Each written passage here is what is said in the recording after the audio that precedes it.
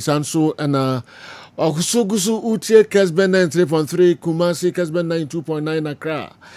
Anopabia good evening de bremono ene ya wada mreno aso se yede fufuro kra bremo kopim se no mienu ebebo na ebepeje mu makrenke tukankran enso abefa akonwa no bidafo nyina no ewa ha yegina so amamu nyina chisira anopabia yemo achim makwaba eba program no so nimse mo ye krado amodemo no eba beka ho ma bibia enso aye kama pa agudie mu nsam efisa bre kopim se no mienu omemu ene amanone montan de Tony and amanone nsam no ebebre World Cup qualifiers and nso no ebe koso wo miamia hodo pi obobo no de Brian club news no die na ode ebre o se transfer stories transfer enche na eno so nsensem ebeto edwa enti obepropro ho kakra enso de amayen enye eno enkwa World Under 17 Championship emu ensensem kakra enso ewa ha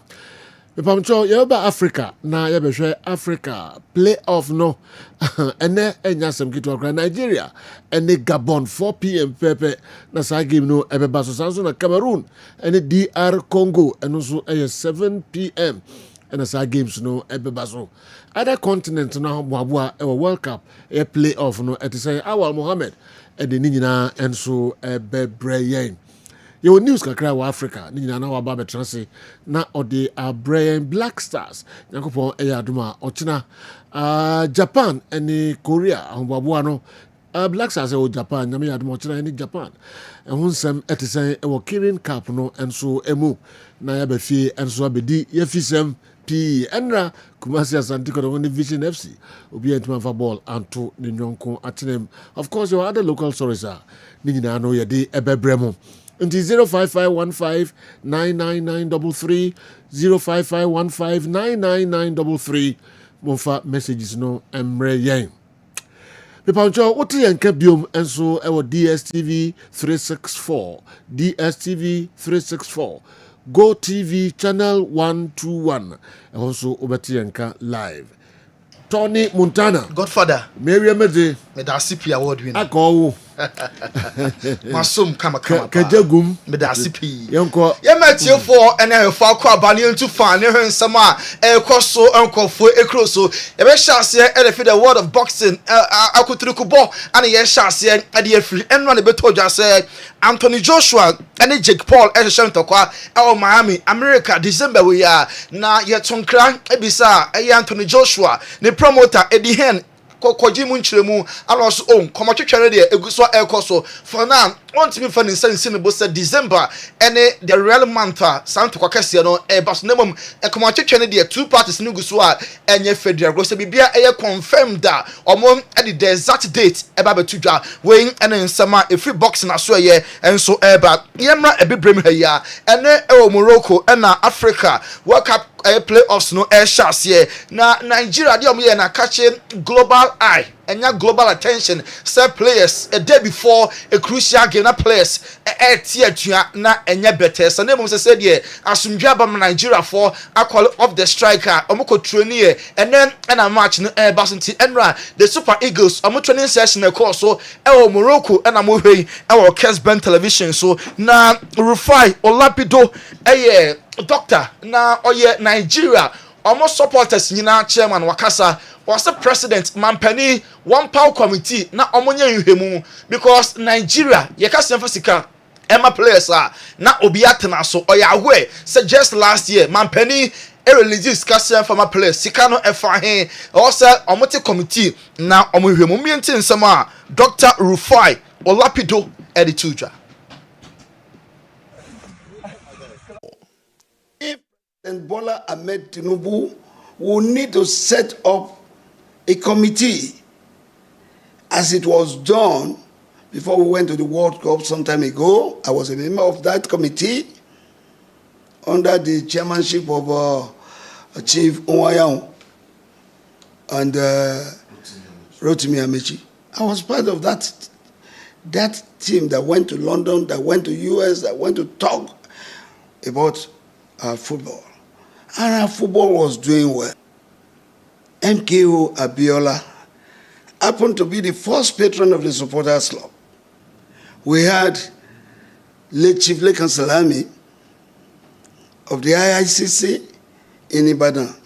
Dr. Rufai Olapido na dia desede to man panelim se ompa committee na omunye hwehemu se da ebe ya ade esi ye no ebi ensi biem se 2 days before a crucial World Cup playoffs na Nigeria players tie because the kebi wo ha akema yen fa momo since 2019 na se Nigeria nkofo astarte edomonsa tretre captain William Trust Ekon se onye leader only the by example as a social media ya na kwakotwero ya no o tweet or ye social media captain enra I was CBS almost sports no so and Michael Lahoud also chief in Nigeria or TTB Emma William Trust Ekon. You better say Michael Lahoud edit to ja say or your social media captain only the by example and no players no near mama no enkoyi kram maintain some Michael edit to ja.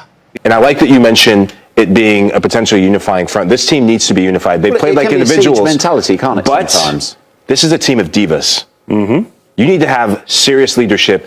And the only leader in Nigeria right now is Victor Osimhen.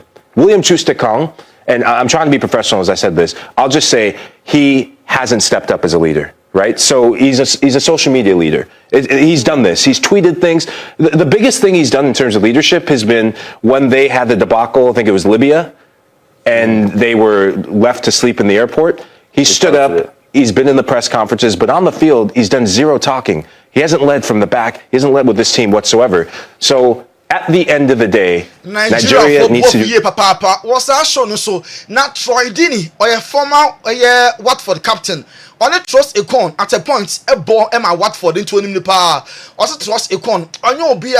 Okay, say obetimi a lead players say omonti atua. Nan so drew maybe as a leader, as a captain also do nice form Emma players no take harsh decisions. Captain in tough moments now also show up. Ni kwan say ko share chire. Enti Trust Ekon ho sansem no Troy Dini edina no enso tum.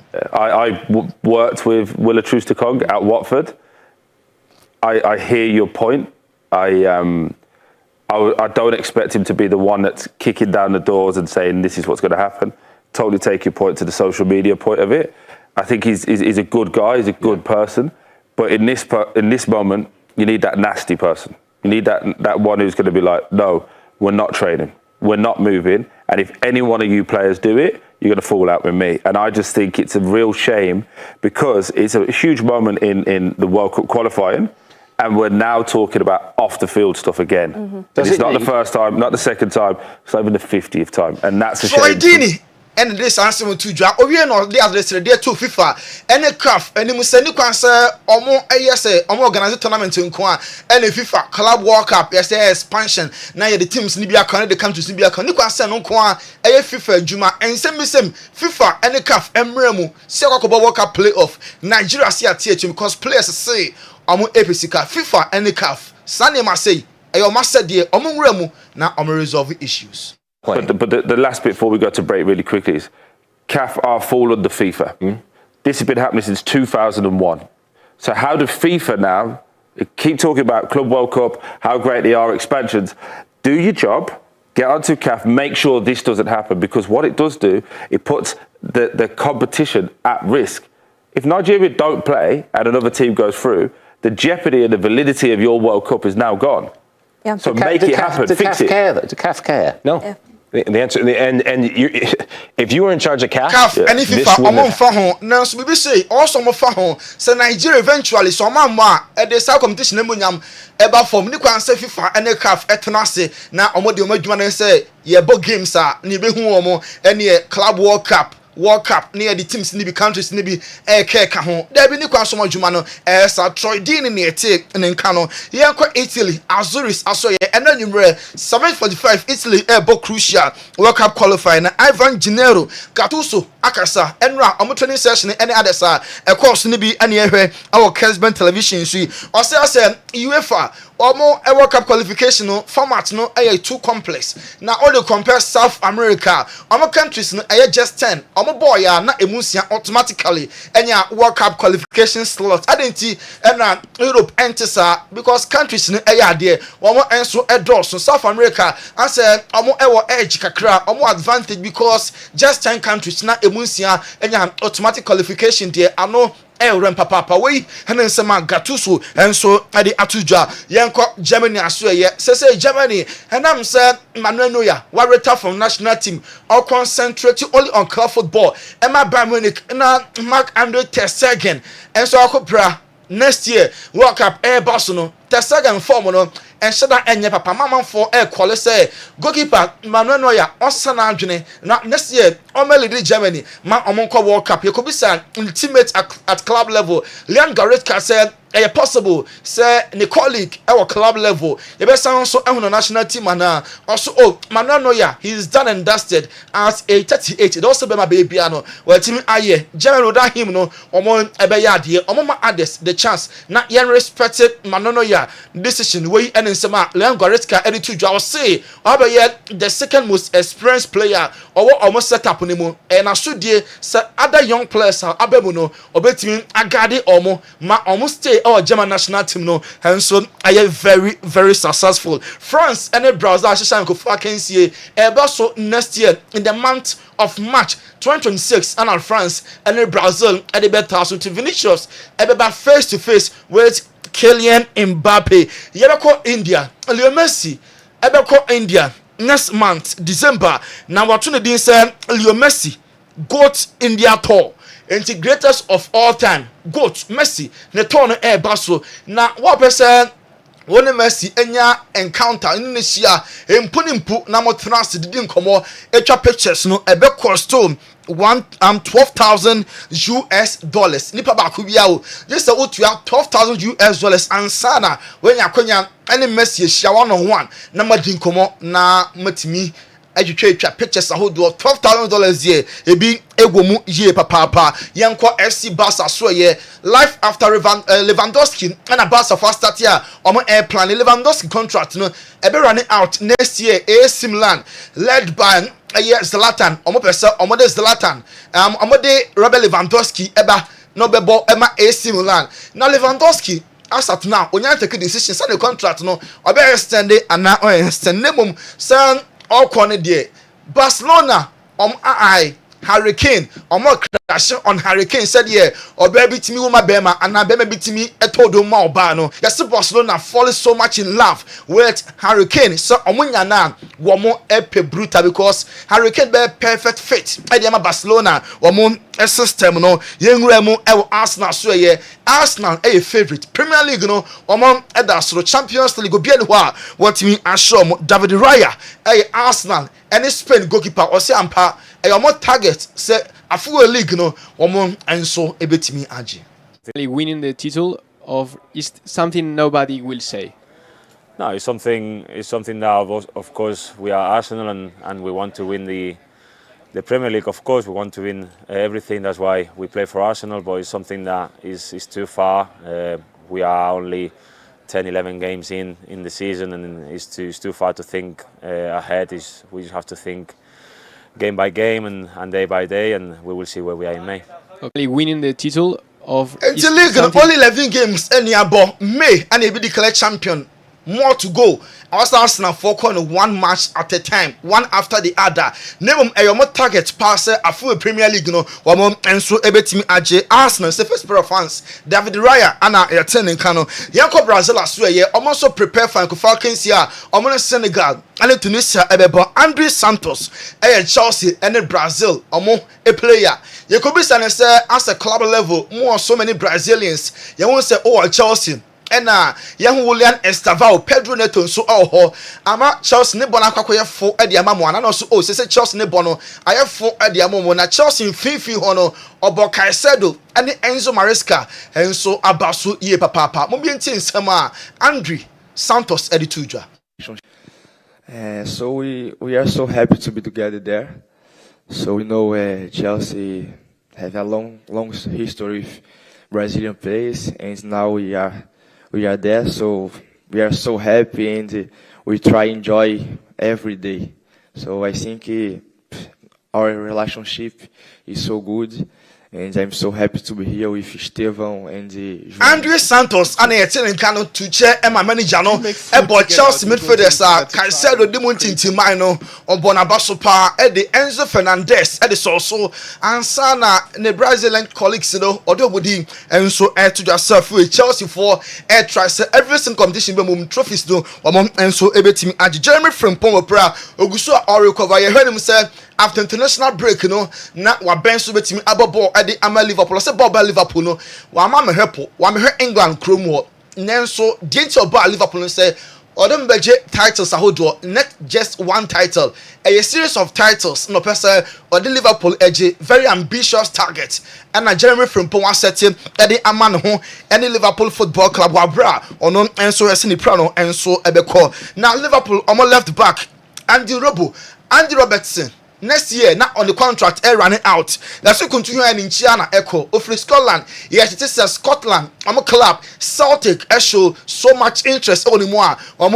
Andy Robertson, Roba, and so Epe pa Chelsea and a Bayern Munich Edia Bonnie pa Epe goalkeeper Mike Mignon. Chelsea Epeno Bayern Munich so journey after Manoria in retirement no one be number 1 omujide pass Mignon quality sir obetimi abe number 1 ediama Bayern Munich Chelsea so nya na wo epe ye papa Marco Verratti a former player Emma Italy national team na wase afiwe wahwemu din Serie A no Inter Milan omo complete team name advantage AC Milan because Inter Milan other cup games are omo attention ebeko na so AC Milan omo ni any European game omo ni any European soccer game enti ama omo ye fully concentrated domestic games no and na betimi aboa Emma afiwe Serie A no AC Milan for and so etimi age Joshua Zexin Man United player now when you be next year World Cup afe obeso ocheni club na onya regular playing time ya tete say AS Roma and ehredia ni mu pass omo enya Joshua Zexia omo enso pe Adrian Rabiot so pra na AC Milan say integral oyomo sebo for mo fa ni agro enti doctors no 24/7 working around him work adwuma hyehyɛ adwuma won ho sɛ ne ho ebetimi atona after international break no Adrian Rabiot etimi abebo de ama AC Milan omom enso club no wei eso ane agina na yakopem san aso ye na yakofa Semens Vital agan ho kratosima ye bape ye beto aso bia sɛ obenya bie na won so anonom na etimi aboa no sa everyone was why ka ho asemi Semens Vital herbal mixture and then the capsules no eye dura ye adwuma wontini mu edrei uyo bia sabi o mema sem eda from team keja bema ntimi man mu sokra bema ntimi peja no ho uye bema sabi woni obehiem na sisia no waje mu a nso edrei ye kanfo de amawo edrei ye dra ebeboa ma wontimi netimi asore gina so ebe mamoja de pusa ne wo bema no mu ama bema netimi asore gina so ye na watimi abo adwuma ne ama o piafo obi bia sabi oni atenka so yo ba so ye bema uhia edro Semens Vital herbal mixture and capsules anemna ne dia agan ne bi konakoto binom watenka ayira na tekopra konakoto bi no bi nanom na bohu sabi edro no esi ye adwuma sifa afei uye ne to nchen sabi obi wo hono ma pichikom o how pa kese pa so yo ba na wo konfitire na se wo menses na ma ebayi a edro ebeboa Semens Vital herbal mixture kona koto edu no binom be ma onfiti ko no bibia ye kama de amount afi so wote yaw onfiti ko mu a edu ebeboa Semens Vital herbal mixture and capsules afi so obi won ma sabi wa ko jane nan no na moja di akire we oba na otisa de bia hu moja no tieniye pa se moja no ye gon bright red we no ka se bright red and na said we betima abo ama moja ni nyina to atwa e de ama okra afi so obi so a sabi ne to ase twetwe no we ni kan se sciatica wo sciatica e de betima abo ama yawo ne twetwe na wo ni nyina etimi ati akokra no e ye agan Semens Vital herbal mixture and capsules e de no e ye adwuma wontini mu na enuane no bi we de we mu a e boa pa ye friend nitric oxide say nitric oxide no unya eba oni peduema enti bi emu asi enti na akantare ba bebiem eba be hu ntinum amantin na tuma da wo modi atuma de afusane usisi ena ya ye wo neurotransmitters a soni free adwen no ho ena eba eno na se obi tijawa na se okọ pace bi mu a na sa neurotransmitter no etimi aba beboa ama pain na se yaw no etimi akofom edrei ewo nyanenwo bi wo mu a etimi release neurotransmitter ye friend endorphin na sa endorphin ne ba se usisi ena ya oja jawo na wote no ewo usisi mu no edrei eba be stop ni nyina yisu dopamine na be yi jawo ni nyina firi ho ko e de amount enti so usisi ya edrei wo so no e ya agan Cements Vital Herbal Mixture and Capsules edrei ade award yenim de ye ka ho asem no 2022 Best Waist Pain Product of the Year 2023 edrei ade award FCC ade ho 2024 yes I ni musa fie di anim nyina so ye be ade award no wo ye bema na wo pese unyina so no gina so keme wa bra wo be no maduro no sima kakra bi ati a fe number no egu screen ase no wo fe number na ye be no be kasa kama ni ato se do be sia no maduro no na ni matumi aboa ama bibia ye kama ma afa so ba bia be nya bia to no ye di egu screen so memom tie ni ye pa se wo kumase ene ni patem wo store wo person to be towa be bia e di kan PFA pharmacy New Road Junction wana PFA pharmacy o store kese a wo be nya be bia tu ho no akwakoton afa Colinac ewo Ashtown oni Dani Herba wo nyina wa Ashtown ko ho Fredimens eso okay ono so be na obi ato afa so Sambora ewo Kabetia Gate 3 no opposite pe edrei edra eba beboa eyi sa o hawo nyina fi wa kwa ma o enti pebi achi kwan to agan a etrese ejan no pebito na enkotote e ma na so nya wa ho odin pepepe edama Cements Vital agan hon krato ne kotie pemsa na dia wa mo me mpeke numbers nya mfre na enkopa dro ne bi enso ento yenwra mo Barca so ye Frank de Jong eye Barca and the Netherlands Midfield also for Champions League, you know, all the big teams and priority so be abeje ne Barca de players no decided for Champions League. Nico say some previously na Barca ya dey or Champions League said ye the tari nia na why the boss wa emfa afiwe ehia decided say kwan bia so Champions League no Barcelona for also the team edge Hans Flick onye manager obepe send manimu ya Barca for the Messi ebeba na wabebo for just few games no asan so akọ manager no onye fan of that some the Messi eba ene kwapem so obereta na Kalio elho name say 4 months ya MLS ne ko break no na omode Messi eba de manager no on support sa say extent with Barcelona again no manager ni gidi say no so 18 mwa Norway manager no ana ama Arsenal for nyina aboto kakra ne nim say Martin Odegaard after international break no enka obeansa manager of Norway e dey atoja say player ni progression I say ni recovery no I steady I say I slow down kakra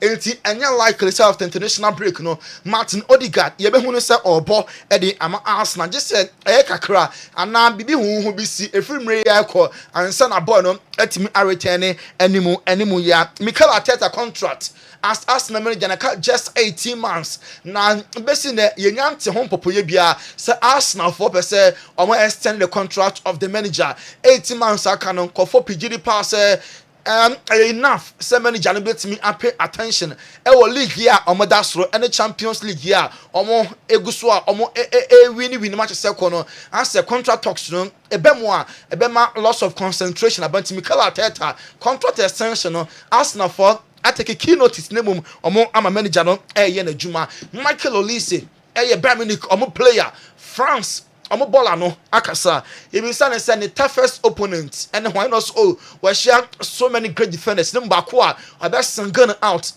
Marco Cuellar or see he never say die just onim so atwe na wie no asan so aba Spain and Chelsea defender no ono and the toughest opponent according to Michael Olise Obama yan say ne move to Chelsea dia a young person obeka wasem kra na oyusu effort ne say a big mistake because our Barca be a koye a one on young class between ono hena fe Memphis the powers of Barca for a job because of wage bill hene Barca fuskasem na also kono so Chelsea Kenya bad Olivier Giroud nyina no akakobo ho de a mama so Tramelak okwai no was a moment on person obedi hu komokra worse or using to be unprintable way and in summer Obama yan and so to draw Portsmouth ama omo 2 fans ban said the next 3 years omo team stadium Portsmouth Calabar Sulemun Tarmuri nanabo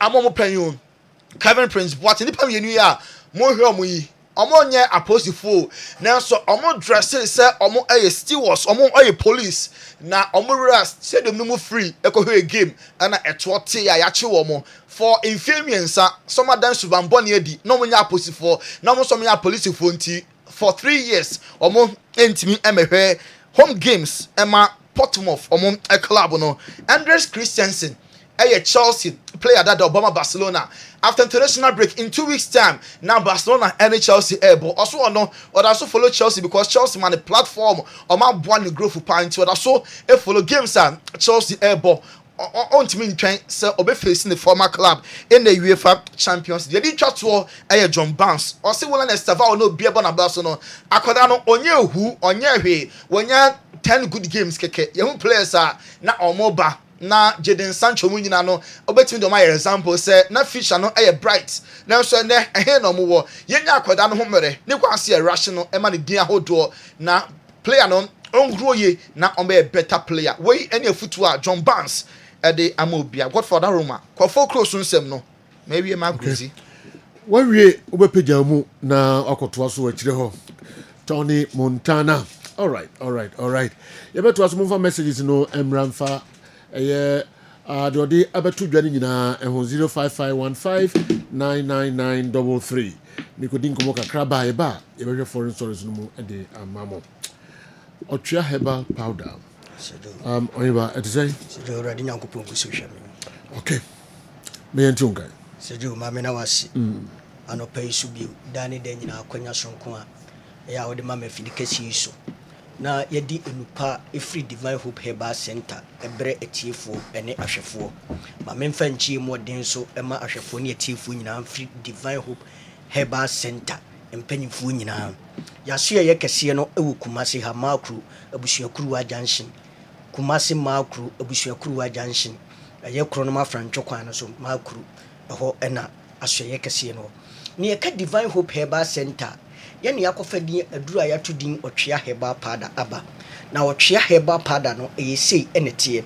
eyen haban enubina enuane nyuro nkonhini ene yakeka bom aye wotwea heba pada ya yam no muhu eye powdered form ene ya package agu ade a na husuo no eye ahaban munum saa na otwea heba pada no ete yene ye hwe television no ana Facebook ne de ye hu se de ete ne ye ete radio no enu nti ena metwa ne mfonyini kakra ede akyerew enti enye bites na aduro enya nwono ensa empege ana enka enti se wo kwa wadwuma obetimi anum bi obi si ebia epege enti menuma enya yi odofo empege ensa enyono ena enkyiri hwe wotwea heba pada no enkyiri hwe na emom akwada woni mfie dumienu ene wo pemfo nko ani nipa omuntimi num otwea heba pada ni ebie na onipa wo sisi eye wo ya wo sisi mu homa atete a sugar a jonku sisi no wodi ne se achim akodurum pempenso obayi o faka gese mate sebe epia woto ansa na wafroka na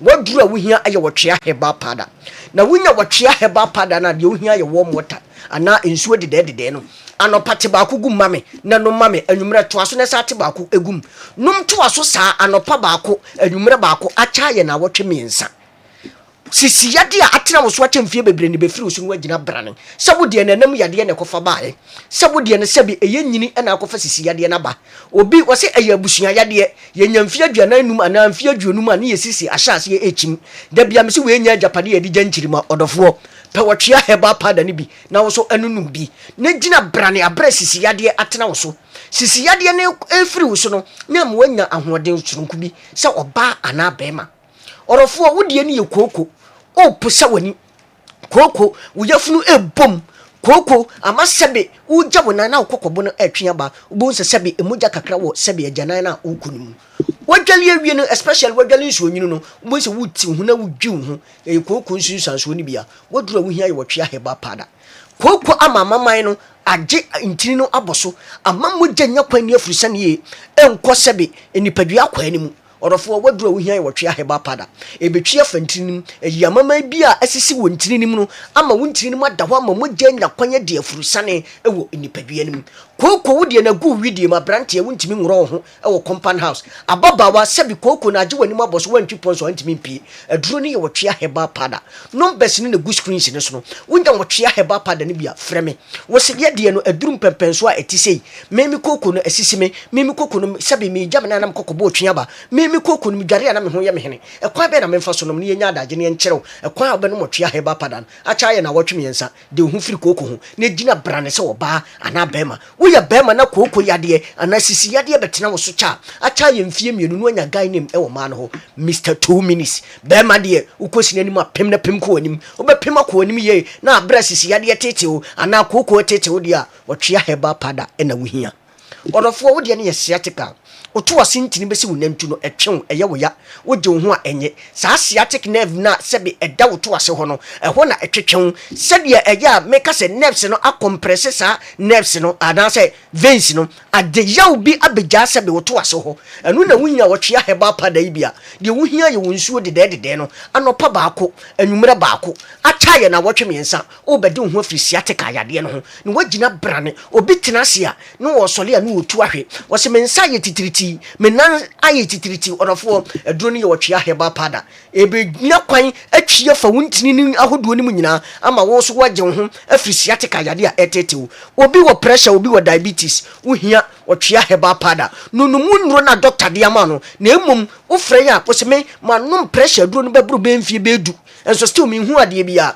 freye na menkyerɛ kwan abefa so abe no motwe aheba pada no diabetes nuro no manoma kye nanso still na akwa na sugar no ekosoro wo frɛ me a mekyerɛ kwan a wo befa so a wo be no motwe aheba pada no ama wade ho afiri saa nyarewa etete saa ho osa na etetew wo hia wotwe aheba pada aduane to yam a wo bobena asi obi akika sɛ wagye ne ho a enye aduane ntomu so a wo bobena woduro ne wotwe aheba pada wonya bia wo se osa tete me kwan be na menom abrantie wo wura dwaye a obema na sɛ wani mu wura ho atwe afkom afon ayeketekete ayelengele ayesekreyo ayesestroa woduro wo hia wotwe aheba pada menkyerɛ wo kwan a wo befa so a wo be no wotwe aheba pada no na bema na afon no sɛbi enya duabɔ ana sunsum ade bi wei me se enyi nto nsɛmfa no nte wo yɛ nsoso enye sunsuma de aduabo bia pe wotwe aheba pada ne bi frame na menkyerɛ kwan a obefa so a wo benom no na bema na afɔ no enro magirima na eroba na se ma extra energy ukosi anim a watimi apem akɔ anim yi abrante aduro ne wotwe aheba pada afa wodie no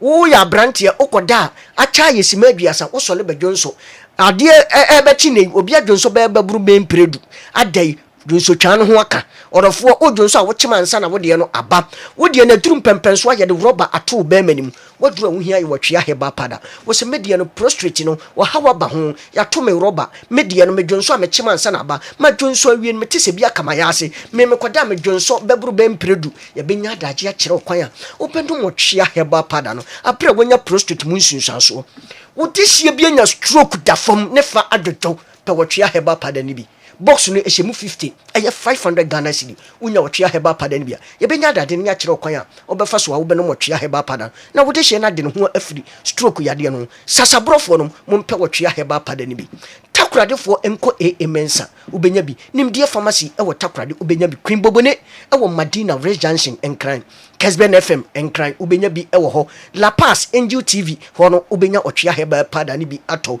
Jeffeba e wo Mankasim Odalo shops bia e won zimane ne mpatam no ubenya bi abetsam e wo ho ade farmer e wo suga kopɛ ubenya bi ato e wo honom odofo e halus heba e wo Kashi drag lane ho repash so ho ubenya wotwe aheba pada ne bi ato e wo honom sa so na Hillside Pharmacy ana Isaac Drugstore e wo enkoko ubenya bi e ma no menses emma obi de ba ba ko na etwa obi de ba mienu na etwa obi de ba tuntuntuntum fibroid na ahya se develop e wo yafunu mu monkopɛ wotwe aheba pada ne bi na bomu sa ma no momfa nsuohye ene benum enti mo a mo wo dwoso no monko Madam Linda Renef Heba ho mubenya bi ato ewo honom saa na mumuni a we enterprise wo wa mubenya bi ato na wonya bi afrɛ yen emfa nsuohye no mo ba abra mensese ne ma ana fibroid no e develop ana se nsuo bi egugu basabasa wonya bi a odofo ofrɛ ye be kyerɛ wo kwan a wo befa so a wo be no motwea heba pada no amu ade ho afiri yade we a etete saa no be ma de me se bema mo banka agye wompem oba beka agye wompem dia e wotwe aheba pada new key na aba no last week and Tuesday no mo frɛ na dance o mudi na bura adwene ne ntiase so me se frɛm na memfa new key ne nka ho na ye beko weekend si wonya wotwe aheba pada no bi na me key ne ka ho a oba 7 gate ne kuta no bema watimi abia mo oba no ubie first one ubie second one ubie third one afi ubie de toso so no oba no watwe ne mu kakra na watwe ne to ase na watem agye enye ye na ye ne ya wabie key bi obi mie bi ma no wo ya brantie wo frame ya me 30 minutes me pe 1 hour me pe 1 hour 30 minutes enkokorafo no gitama wo betimi me sere 10 minutes ba ko pe da no wa berewa bi mo mfa nya mo lie na afei muhu na wa me frɛ ya homache se ejina so a intimi ntofom wotwea heba pada me se ye nkyire hwe ekwan bi a obefa so abenu mekugu yem no enu na ehia na emom opemfo ane akora woni mfie dumienu entimi enum bi enka so utimi no motwea heba pada bi enka abra wo kwa adwuma je numbers ni sesi ane frɛ me abra me sori numbers no eye 0591 56 55 57 0591 56 55 57 0551 22 82 81 0551 22 82 81. The chat one is 0550 0550 63 63 90 90 37 37 0550 0550 63 63 90 90 37. Yes, what she heba pada. Ijane shiwa wa ena obeba. Okay. Yabedasio ochia heba powder mumpebi ento ne bono wo form o se enka na ebeye wo ho adwuma yie pa. Okay, yebeto aso de amamo we a midfield action Kessben television. Tell Andy that I love his contributions. Great NS, we free NS, Manso Titekaso, and anyway, and so Abre Yen. Yesterday, no soft penalty was awarded to them.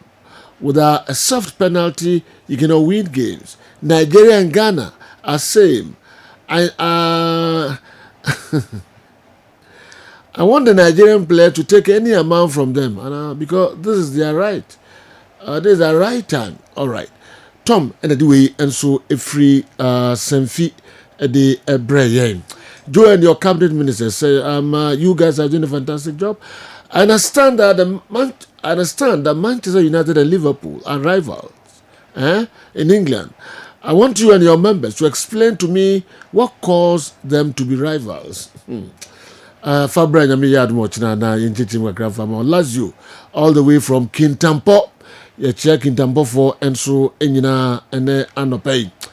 Ma yenhwe we Joe Oboba Kili Bobo Jobomens fashion agogo Obuasi as agogo Buasi and Asati Chimnov. Is it true that Montari is facing problems in Dubai? We hear say Entisa sana titisa Entisa esremwa. All right. Yen sign to us to be on the CAF World Cup playoff are scheduled for today in Morocco. Nigeria and Cameroon are regular and good reps of the African continent at the tournament. But I must admit here and now that their inability to snatch the sole automatic tickets in their respective groups were self-inflicted. They failed to deal decisively with Zimbabwe and Cape Verde, respectively. Anyway, I had the cry at least Bako into me and Kobe. No sympathy for them. Alaji Mama, they are also the free Wenchi Banda line. They tell out of all supporters that if their chairman wanted to remove someone from the VIP stand because he thought he had juju on him, and when the police intervened, then you cry. Okay, the fufro and so the abre no We say good morning, Joe. Where is Andy Kem? Tea Edway Free Cape Coast and Abeka Yensa. Tea Eddie Free Cape Coast and Abeka Yensa and Anope. Andy so dine hokakra Abba. Dine hokakra ho ajojo hokakra Abba. Na onani achre America memo USA minimum ekasay. Obedi be 2 weeks pe. Na wasan Abba. Dine hokakra bi. Ajojo hokakra. Now our Coco conferences be kakra. Na wasan dan ni abagana. The end check right there 2 weeks time and they came. We back from the USA. Okay. Doc. General. I told you be able to. Nyame adum bi bia fine. Ndi ko principal. Awa.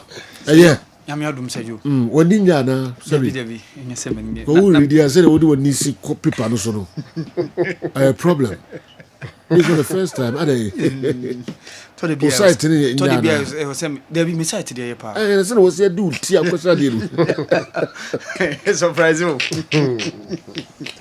Okay. Dia chebia. Emo boso nkran. Sure. Na yen hwe doc. You know, na Europe no games no Africa there no so wonum. But I nin komo kakra na fiyemra. Didi kan pese me kopie mo Real Madrid asoye. Ene Real Madrid for any break papa. Omohwe de sika apio Premier League nim ene ekwan a Premier League ni fa so edi omudwuma na omugidie say so ma momani amre no man sasa ne omoye omuniema no mutra dada ni mu a anhwe ya na bobuku e friend Real Madrid a yegidie so mo the biggest club on planet Earth no nkrofo abisa omo nti stadium kese fe a omatin de kan and it's a stadium no crano edino omatiso so stadium ni de Santiago Bernabeu and the omuso omo yi Santiago nefrio ompese omo freno eye Bernabeu. Okay, call it Bernabeu to say bia the Laka we say they call me Laka Daddy Lumba say they DL nti omuso omo pese narrow say they narrow simple na ja wona baby omo pese din ye easy na globally be easy so be abeka Bernabeu we are no free hono mo a bobo ko ni logo na ankasa nso no o masa asesa no what we call rebranding omo de Bernabeu no mfonyini ni hu niema asa ewura logo ni mu na general utia Real Madrid from panyimfo kireze enei Bernabeu no omo pese enye football nko an omo bebo ewo hono nemum ompese akansi awodo okoso unso ko Spain a their friend NFL ayewa America mem no ebi ni ho na nyame adoma eye this month ya first ever, in fact Sunday ebe ya the first ever NFL game ebe koso Bernabeu ni nyina yesika Ura Florentino Perez so be you super Bernabeu no and they are raising a lot of money, so we expecting say Washington Commanders all the way from Washington, United States of America, omo ene Miami Dolphins almost from America, so an NFL game free America aba Spain, and this is the first ever NFL game and it's going to take place in the celebrated, the legendary Bernabeu Stadium. Now, and sama Oko Madrid, obi anim say Madrid Bubuku no owned by what they call the club members, and I said the socials. Send ya monofre the socials. Now, club members in general, since Omote Real Madrid way back 1902 no, Bubuku no your club members na dia. Ubia and Sisai, the numbers could change and all that. As we speak, Real Madrid is 100% owned by the socials. In fact, socials no numbers are approximately 100,000 people. Nipa be 100,000. Omuna Real Madrid bubuku no omudia. Na die Santiago Bernabeu, and I say openye a friend Florentino Perez. You know, omubeko omu National Congress no November yemu. And komudie ni kyerɛ sɛ ɔpɛ sɛ ɔde kɔto the socials n'anim so ɔmo ma kwan na Madrid yɛn floaty shares no ɔmo ntumi ntɔn about 49% of the club no ɔmo nyɛ sika twitwiridie. You know, Madrid is rated around 5 billion euros. 5 billion euros. Into ɔpɛ sɛ ɔmo kɔ no ɔmo kɔtɔn about 49%. Or the proposal ne kwa the socials and our club members and beto so aba so muji tumu dia omo be beginning the processes involved no man make sure say Real Madrid no omo be the beto apampan so extra about 49% no matter they are investors. General, what that means obi be say why 49%? They want to make sure say the socials and our club members no because why the majority shareholder of the club no omanya control over the club. Now we be say okay so omoya ne say wie na yamfa ne say awal investor wa betobi we are betobi and I say our certain percentage ni omo na member bia ono ye Real Madrid member or percentage okoton ni de komo bia omo 51% na so be dey ebeti ama socials no control be issue in Florentino Perez say omo de be shem say after so be float shares 49% no wow ye socials bia no untumi nton o share emfa a non-member onye social a non-member emfa ntumi nton mo bia onye socials enti say obeton the only person and our people are bit turn to the social so that it will still remain there and they will still have the 51% and be majority shareholder of the club. This is Real Madrid and Omo Niema Papa Florentino Perez person of so now o make sure say Real Madrid bubu ko ni secretary die betima bem na omo nso atime die.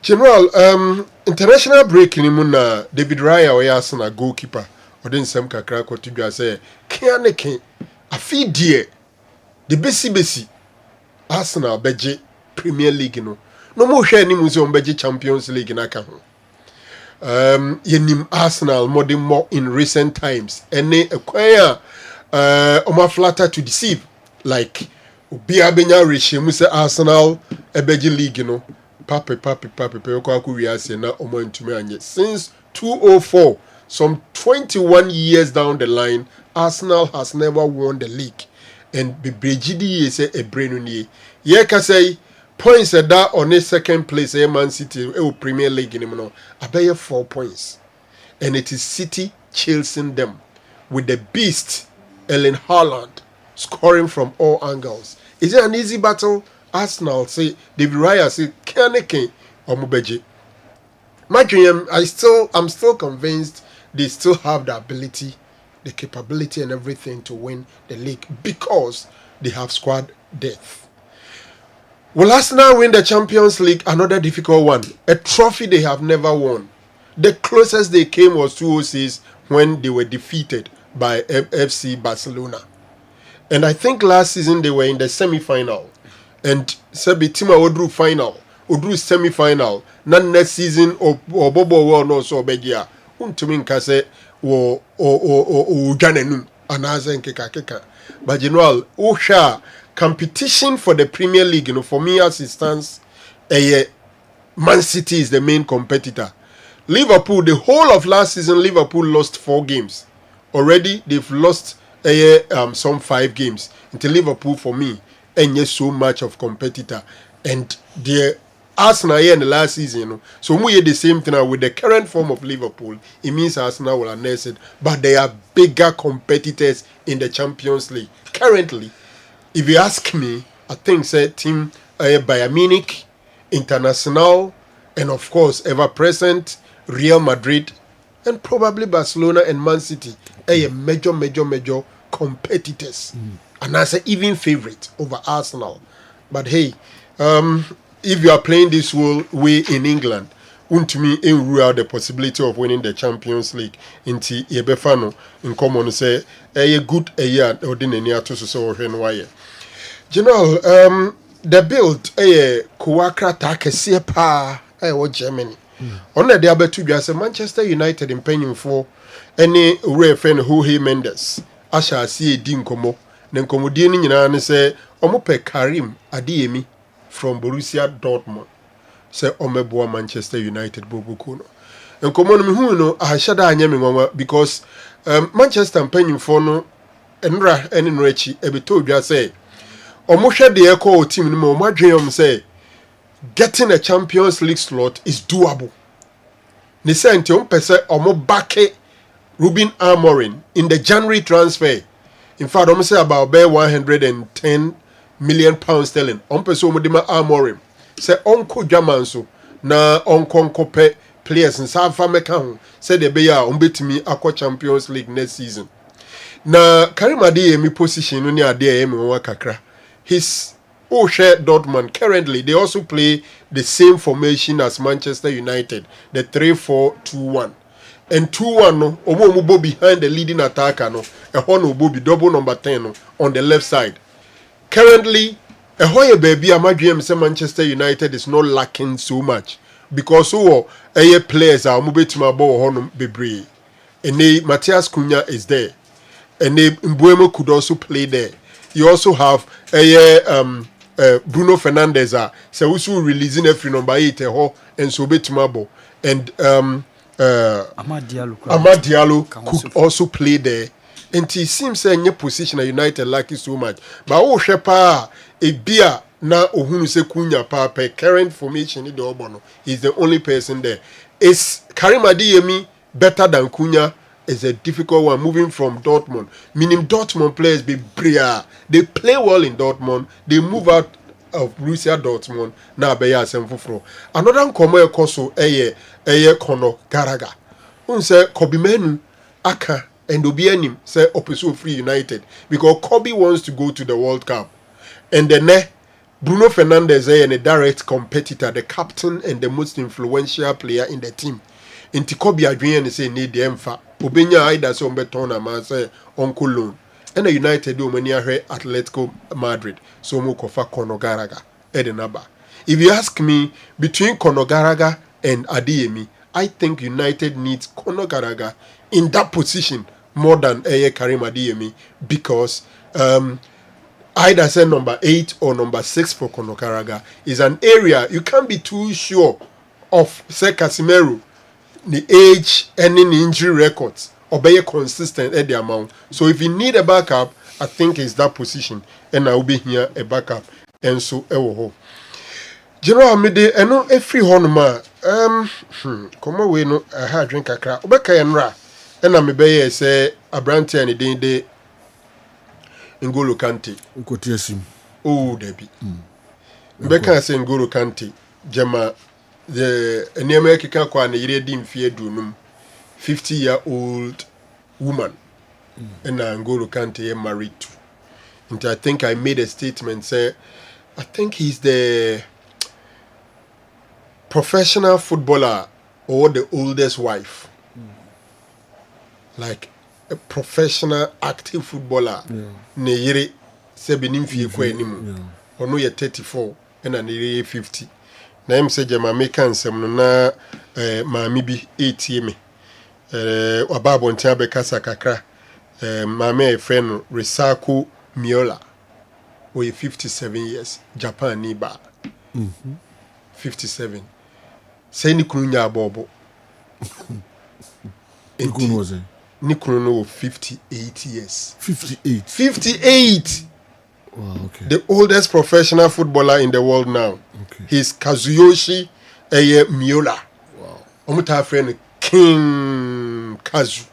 King Kazu no. King Kazu. In fact, within the 1990-2000, the Hona no dia kwetnepa de Japan national team. In near Mino Kazu Gusu Bobo. 58. Wow. Na fans of one Japan krum on Nyagro. King Kazu. Wow. 58 on the captain team no. Say omudi ni kolon. Go to do it. I see. Okolon. Okobo performance back. Na ne was it? Ne 57. Say no chene yire. O chene yire no. 1 year. On say me koka say Ngoro yire no 50 no. And ejema oye players on bobo omo yire nyini pa. Okay. Say na mami switch baby a ono no 50. Yire de eyaman nana. And I say, with the Abrewa for they know your model. Okay. Very nice woman. And she said, the King Kazu, na Uchrema, and ya de Zeni Kruno, or be retire after this season. 58. I'm so trained now, the classmates no much ready, and at the age of 60, or more retire, no, retire. Wow. 58. And you know, one there. The coach, no one open. And what's your goal? Aye. Kinkazu no. Wow. Oh, ye popular with Japan. I see. The division ben. Omude no okolo ne level na no ntimi nto okọ lower division. I say okobulo. Wow. O pick form of besa baba. The coach na na pick no. So the team here dey bia. David team dey there. Ya tono. E 10 be kan ho. Ya tono o contract. O ya striker o. Omse be tono anim dia obebo atum. To wachia. Ah to wachia. Nti Kinkazu nso nsem kakra eno no. Na mami Vanamra Ghana League no me strike kakra my teams here. Kinkazu. Na yen kwada yi kra head adam tete. So a striker goal you say. And now we the dreams. chances are We dreams in the there be a vision. A vision in the pa. Yeah, yeah, pages. But here has a chance be now. What's the name of the vision player? Vision player. Yes. Say Kinkazu and Kobobo to Kinkazu ke atina kasakra. Ne wife say at the end of omo can say, you know. Yeah. Papa no ho din no. Oba na sem no. I see. Say papa no ho din no.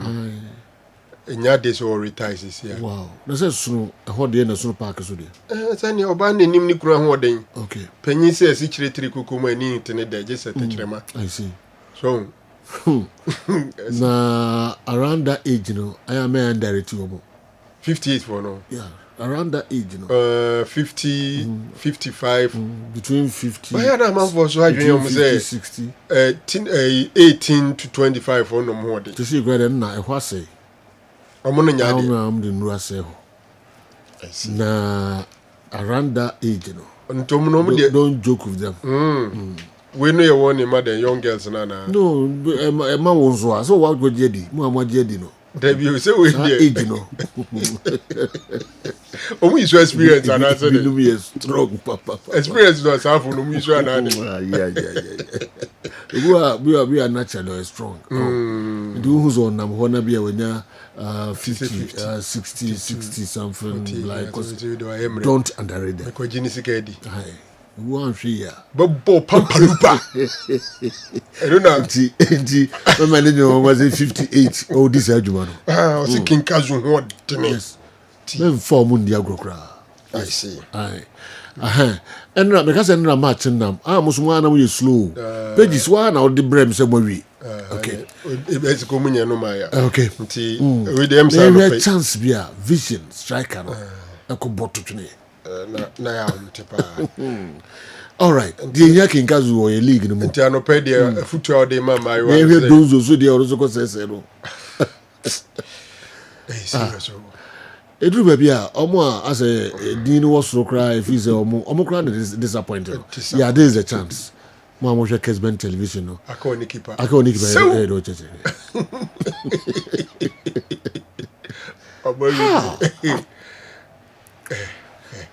Nipa defender will chase you crow actually cry. Kinkazu omra na omesan the clubs nibi no trouble this go. This is too much. Okay. You remember Sally match and so. You into us way. Kinkazu you send ho den pa.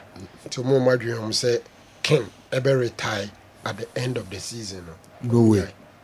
Onya retire or some more years to go. General Enzo Fernandez. Who ran to almost papa. Okruma.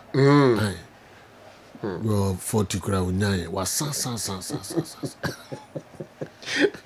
My man is we are around 40, 45, between 40, 45.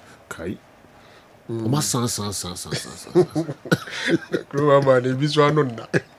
I said, Tona, my guy, kept 10 gram of pana, gave a braid original shoe.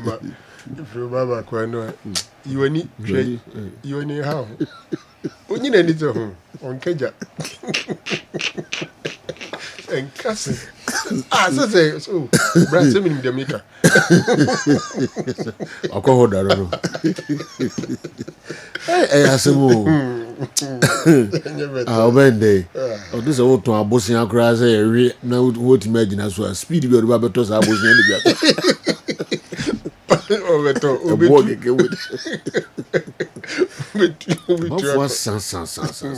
Okay, yeah, it was we are in the shadow.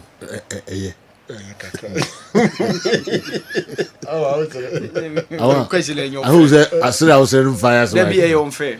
Said so Obisa was said you was side. No. Yeah, I first a question no so I first a question. Ba name Misa was. Who didn't Misa way? Is that the wrong person, the wrong question? What do you mean? So we get the wrong answer. Nimso was son, so can be. You're asking the wrong person. You're asking the wrong person the wrong question. So you definitely get the wrong answer. Simple. No. No be aworo. I want. Yeah, to us. General, yeah. Oko Argentina memoir. Omo program bi. I had to say the omo friend celebrate a master chef no. Na Euraba who still be him say Wanda Nara. Become Wanda Nara there. Omo mu di football engineer de nim yi pa. Sa brantia mrebi atwam na Maxi Lopez. Yes, Maxi Lopez. Mario Icardi eko gene free Maxi Lopez nsemo a dane Maxi Lopez nsare. Jana no ya Maxi Lopez be kan no masem. Ekwan troubles will go through any pressure ne ensa or 2 year because na abranti we bia a friend Mario Icardi abeje na kodonkua Wanda Nara. Ene Wanda Nara is 38 na obi anim so a TV presenter and of course a model. Ono na a hosti a program na Argentina no. Na nansen oko hosti Enzo Fernandez, the girlfriend, a friend Valentina Cervantes. Then Comodino say after program nechino, him say Enzo nene ireno ene koe. Na Wanda Nara a testy Enzo say oh who around. Enzo bit my test no back. No na chat. Then Comodino report for Argentina about say Enzo sa message no. Or the message ni ko chere a girlfriend. Valentina. Ena ensem na ba be deja e wa Argentina kromo omotitwino srene abasa se Abranti Enzo Fernandez say onhu se onko adwo ana onko ata because Wanda Nara is so big or a superstar and she's a big girl. Omo enya Enzo Irena Bekasa na ne girlfriend Valentina o se ono Sansem say Enzo the message naturally. Nisha umbisa no say yes. Umbisa so one message or say yes. A train na emse na niba no say no. Or no Enzo mfa message bi anchre no. Onim ho hwe. No umbisa Enzo about it until he wants to stay out. But then Komodi Ekoso say it looks like Enzo Fernandez is now having divided attention. Say Uncle Valentina na say Uncle Wanda Nara. Na mpanyin say Sebiu. Dua nansi edi ewu no. Ntekuma on transi ntonku. Sure. Dua nansi wedi. Dua ba nansi wako dibie wu ne ba ntekuma onko transi ntonku da. Yeah. Wanda Nara nye Enzo match. Onye careful. Cause ushe eye Maxi Lopez. Na ushe Mario Icardi. Mario Icardi sees Argentina no na Enzo Fernandez na ya kwada kito. Inti girl I went to me antena ho. No. Eni oni girl na jai. Already okoji ni free another superstar. Ensem. Ene o say untumi bi. Mario Icardi ni Wanda Nara jai. Enzo Fernandez is being alleged say or flirting around Wanda Nara. Wow. Onye careful. He's the captain of Chelsea. Okay. Chelsea needs him so much. Full concentration. Yes. Nti say no kra. Unyai. Yenibo omo problems. Bibia ayebasa uriase. Wanda Nara. Career ni nyina bibia. Bibia. Oba wa brabo me bibia mfe. Bibia bese. Yeah, a friend is the mama mfui. Eno ye dey. Oh, they be ACU 41 or high live man. Broken Heart. Broken Heart, yeah. Lopez say a bronze real power 2 years. Nyame na je no because of Wanda Nara. And then check kra. Na what this answer no ba betu dwa. All right. Nti mo captain no onyina yi na baby okeka ko no. Okay. A whole true. Mr. Champon, at say Nyame adare man. When I broke your Broken heart, make of your champion. No, come here, the movement when you're broken heart. No. Oh, okay. Never that. Okay. So, Babia Nyauda. Usi so school time, be no Babia Nyauda. Mammy Kaka. Mono, Unisobaka, Unimpa, okay. So, by Jamie. Aye. Oh, Debbie. Sir. Debbie.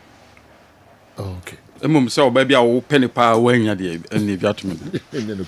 Oh, sir, obey me penno. With you, send me penno. Man, young dear. Okay. If you have to me that. Okay. But so baby, a jammy day, Debbie. To be Njauda. Debbie. Wow. Let me a good man. You're a good man. Let them tea and no credit and a mean fancy. What to be? And you no credit. And you no credit. Okay. No, see sooner. Who fed be beer will be. Na kawe ne krankra de bohu ya nse ho sisi o ye superstar. I mean yes Debbie o be superstar. Enkomo we do. Me cause me this year I been to. No. Ana me na me jai. Me na me jai. Me and the nyina. Ba o se this year we do ho ne. Oh Debbie no we are normal. Busa me record. Me a good man. We are okay. Me a good man. Onim say crank. Debbie. We answer home. Oh Debbie. Say o ye super mega star. And we debrief you wrong. I'm on brief you wrong. Okay. I'm brief you after the event ne o man yan But the no crazy say superstar. O say say you know that's what can me now baba me hu atati so Debbie all right then fancy and yan to so far emamo why does this issue of players or sportsmen on paid bonuses or appearance fee only occur in African countries? Oh sir here. Why does this issue of players or sportsmen on paid bonuses or appearance fee only occur in African countries? Recently, it happened in Ghana when the ladies' team, the Black Queens, had to boycott training in protest on unpaid bonuses. Now it's Nigerian men's team. Some journalists have to research or investigate why it happens only in Africa. You never hear that money's old politicians in Africa have been in arrears for more than a month. Kofi broadcast in Accra and atuwe atum Nigeria for instance na minimsa wa ba be we but Troy Deeney okay Troy Deeney na no to sign formerly of Watford. I think he played alongside Johnny Igalo and Triste Con and they captain on St. Crawford last Triste Con say or a social media leader now he's not a leader say what's our players na theater and that he's not been a good leader and Tebikra feels a young captain samband no in free nsem nebia omumfa enkoma or the saying number 9 Victor Osimhen so enra no ko twete and also call ex control say no problem ni over financial issues everything solved after omo etia no man ko training. You see general me they can't why is it always happening in Africa? No kwasem ne say yukruma say obi bu obi animtia obi bu obi afaso obi disrespect you obi on fa especially people in position in Africa because adan no bi be adwuma yes can no the players no it dates back some 2019 players are bebobo we be retired eso mo muska mo de omu ne echina sa enti bebre no so betwe ya last minute o mining nyina attention abo mo so obi feel say sabre ne here omo no that is when they will strike elsewhere and yet so common. And you see the problem is that one politician say utua player ne kanu sabi predators sika ne nya odiawo you do two positions such as to Abamawa you have been empowered to control the nation's resources into resources no wo die wo mu ne duru anu afa onkrofo be ohun mu da bia na de omu de amomo enkrofo metu kwan free baby tra play mu ne ade you see at certain level people think that traveling by air is luxury but to a certain level ewiem hyen akwantuo enko ano so traumatizing eduru baby a ubewie no ubeduru no abre players adwumaya na amanfo fa ne so 90 minutes you know being a footballer is not easy especially in Africa extremely difficult. Nansana yebebo aben 90 minutes no. Newa go through training na wa ye koma wachre sacrifices adodode ne ekonode ankanda normal you okoda opese udi ani nyina no. Enna mo bo ni nti wonye ansana modem akodu level say yebe fro say besi aka ma national team no. It's not easy. So if players play, not the waji atum so the man also mfama no. From a date back, some of the players have even retired. And I think that the powers that be, FA4, any national minor, because maybe on FA4 no role to play in paying some of these monies. For me, they are the major reason. Back to say Tristan Con or no what my players are here into a leader, you know, I have a lead group of people. Obi nim from 2019 till now. Ekwanya wafa so ni players na kasa ajoju o makoma mumie nkobo saa kopim say bedru this stage. It wasn't just one match. Any de omuka no muntua. So me, if anybody questions his leadership qualities because of this, I would disagree. Okay, say no be say am say me na metie decision maker, me call it off their bluff. Na kasa omu pa omunyai. Untumi nye da. And the baby eska will be on for the abado. Similar thing to your Black Queens. Nanu your Black Queens. Yeah. How many Egypt ever born? And some baby affairs minister call you on bluff for wakase. Eko we say eso mutu eska no mum. Enti sa subane nye ye gitum se gu o man no asedia nia edisa na ma ne ba no.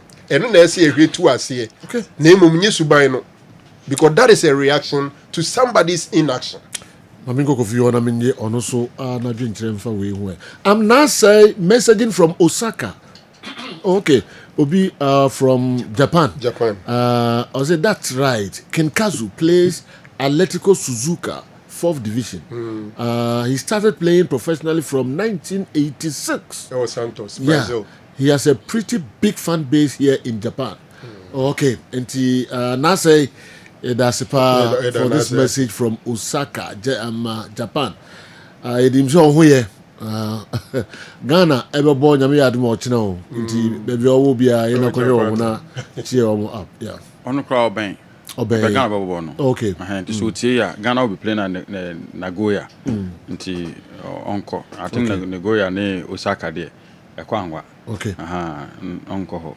You know, Osaka, that be for down for no, Abdul Salam, or for one Busano, so on Canny Osaka Diaries, on can show. Abdul Salam, Yakubu, was Madame. No one of no. Oh, sorry, Madame, for Mr. Dobbe Frown. Some of the men in the choir, men Osaka, and meaning Diaries, it's Rupongi. I want to experience, you know. At Rania Rupongi, de la Su, de la Rupongi took you. And now Osaka and so you experience. Martin, nem Crawford or more common same jam as I will tell them.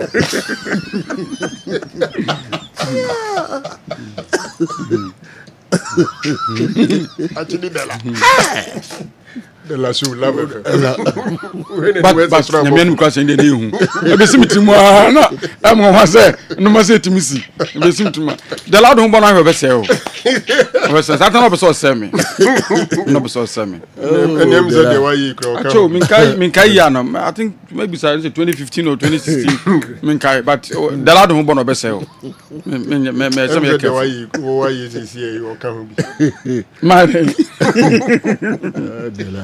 me student there to me that behind the big market. Ah, starting in Kudiga. Na ya ben ye duane old school somebody. Oh, you teacher me a house master, honestly a student. The last yes. Akwaso yache. Okay. Akwaso yache. Me do da che me kra. Madam otimi ya na me bu ofu afi ni me twa drama no. Kodo be ye no. Madam ye Yokohama, madam anaju 11 o'clock. The last young could took you. Young Japan Casa.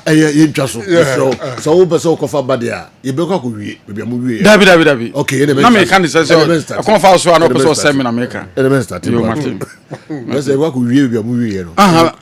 David. I'm going to say I think see. All right. My fair I drink Chemfa we Enzo ehwe. Well, I think Nigeria for issue. Last time when I'm in Nigeria and Ghana, the same parents. Every time there are issues here, I run it the same way. players no to be aside almost take decision. Any different from how a Ghana players be take decision.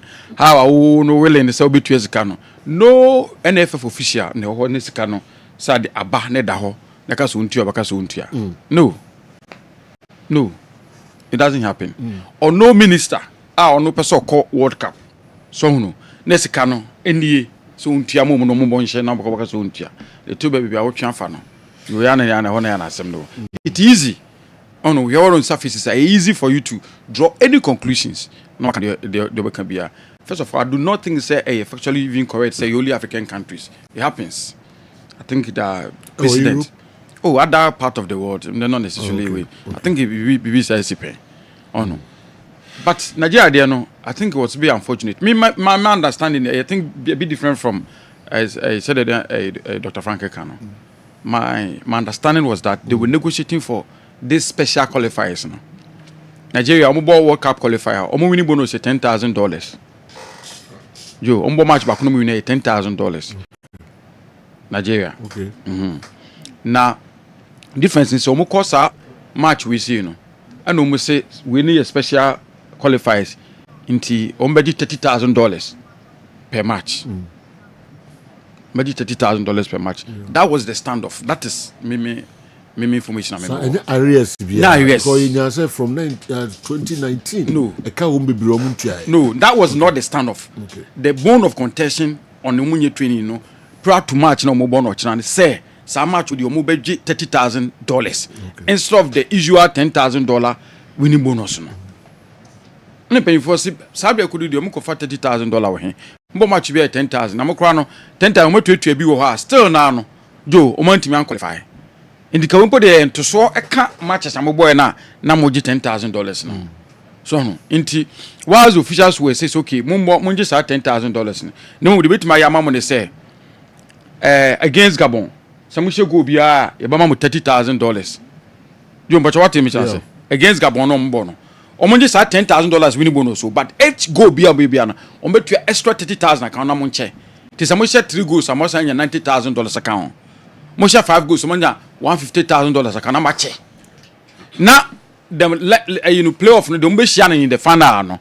And so say mo boy no a na no so go be ambe bia match $50,000 at the account. Na emu no winning bonus ni nyina $10,000 no. That was a standoff. That's what I heard from Morocco. And now anye training no. And it's not a year story. And I think that no, I think that you've spoken to them Momatia say as accepting what the NFF is proposing. How? When a chance we are seeing against Zimbabwe. One team against Benin, Lesotho. Now when team anya unkoya de ma omino unko anim ewo omino. Omudru Morocco extra. Omko Morocco mo so be $30,000 per match. Never mbo match be chom 10,000 you to work main qualify mo ntima qualify mo hwe ma afọ ke ve de mo no Ghana mo qualify so no ntimi de munji dada no na man for ka se ko mo an come back call you mo bluff so no na ya hwe don be yes ntina man crofo ka size na nye 2019 eka na hwe don be na so mo ku training no this proposal now mo de buy no and issue no I think now no man hunu se bi they've seen the light say no work up no mo players so benefit mo on as much as say be a benefit country no mo players mo na mo first beneficiary direct mo gisika appearance fee one winning bonus be and mo career enhancement no mo first beneficiary of whatever work up at the country no nti omonti ase na ja fe no machi ase omoko amolu hoping say and no affect omo because some preparation has been set back. At least one year training a day. Is that no? Yeah. No. Tuesday no man. Monday no man year training. Yeah. So I think that it wasn't a good thing at all. Baby, if you ban. Do so. Another thing they started complaining about is hotel omodemo. Yes. And the British boys no. Omo England no England no. No say complaining about the environment. We said hotel in room no come about the environment no. And yet the best. And no say omo complaining. Well, so no.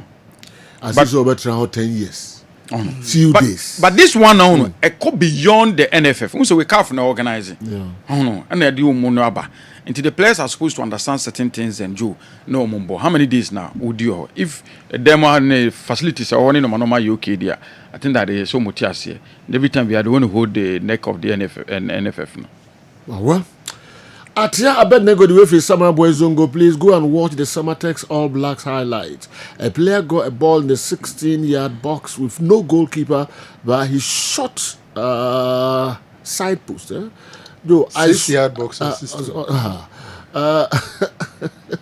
I swear if you watch it, you'll be surprised. Atia Abednego box room no worker. You'll be surprised. Okay. And your strikers near place, you know, worldwide, but ye wasteful Lankasa. I saw Bakubia Frank the two platforms. Moyana. Yeah, shows is here. Kotoko player ni there. Shows is. I think we have player. Vision player. We have confidence. Kotokosu we see bisa. But where they next ultimate. This is it. But where they won't cry. You must hit the target. But where they I saw hit the target. This is it. You born cut towards the goal and say conchen. You how you team manage bono at the conchen. We have confidence. I don't know your coaches. No, you have problem. Yeah, the coaches have to work on them. Yes. So they only born no. Teams in now. Until what fan abano. Until no man can get be that's where coach no. You need to polish up. We do any more the composure or the best shooting that was missing. But crash or shot to be a katanani. There are players on my head bonka to more shot to Makatomani. Oh, I'm telling you. Said he didn't Katomani. Say in moment the action or the one.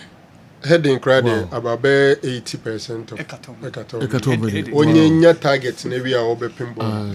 But say we shoot to few of them. In 2006 now the late Ubafos Kojomfum no kakotoko board. We traveled with him to Madagascar. Nikotoko yako Madagascar. Ferroviario Maputo. Yes, yako match. No, Ferroviario Maputo. They say Mozambique. We yako Madagascar. 206. Tijo yako no. Na strikers no. Yako training. And I've forgotten certain moment no strikers. Team no. Training no mushutu na bo no kowiem. No say omo ni technique no. Ono no ye coach no ye you board no so. No chi omo no say u be shoot ball na. Don't lean back. What I say? Bu say. Nti so ye say ya ball no kowiem. Nti wu ye say ya then e benya level na open. That small skin a manifeste. Wow. No. Nti to bia e ya dekitwe bi ene ba kono message. Omo no ball no bon tina wako sign no. But I can't no one getting bia. True final third no coach if the players in Laka ideas composure crowd benya crowd say do no and na ma osin him no wan mu yehu no what as agoro mu yehu no Messi dey say me nanka that players mu do ha e come before some be show no born no bodu misa hye so what I say but yana teams almost all your teams no Ombejuma from defense, midfield, final third. Hey, just I said, sabi. Yes, ideas ningi nasa. Composure no. Oh, composure no. Okay. Your sponsor, in my opinion, the best and can rub shoulders with the English pundits. Oh, sir, I suggest you have an English edition, even though you sometimes blend with English language.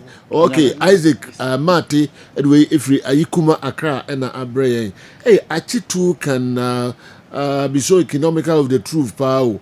Obia Enyayo da saying, are you Jesus Christ, who never had an affair? Kosia Frane. Brekum Chelsea, team manager. Na finance mo okay there. Ma ka say me for bada. Me so obi anya me da. So obi anya wo. Say me man ma fa ne no so. And no say enye no kure. Enye no kure. Okay. O ma fa ne no so. And obi anya me. Me na me jai. Kofi Achampon is telling us a completely different story about this Nigerian players' bonuses. I've heard live stories on radio about the issue. It's about unpaid bonuses in arrears. Unpaid bonuses and monies to players mostly happens in Africa. In fact, 99% of such issues occur in Africa. It's undeniable. Live radio be not here. Any radio presenters in Eka. And a live radio no. Stress your corner in Eka sana. Me okuti Nigeria. I don't know. Kofi na side way break.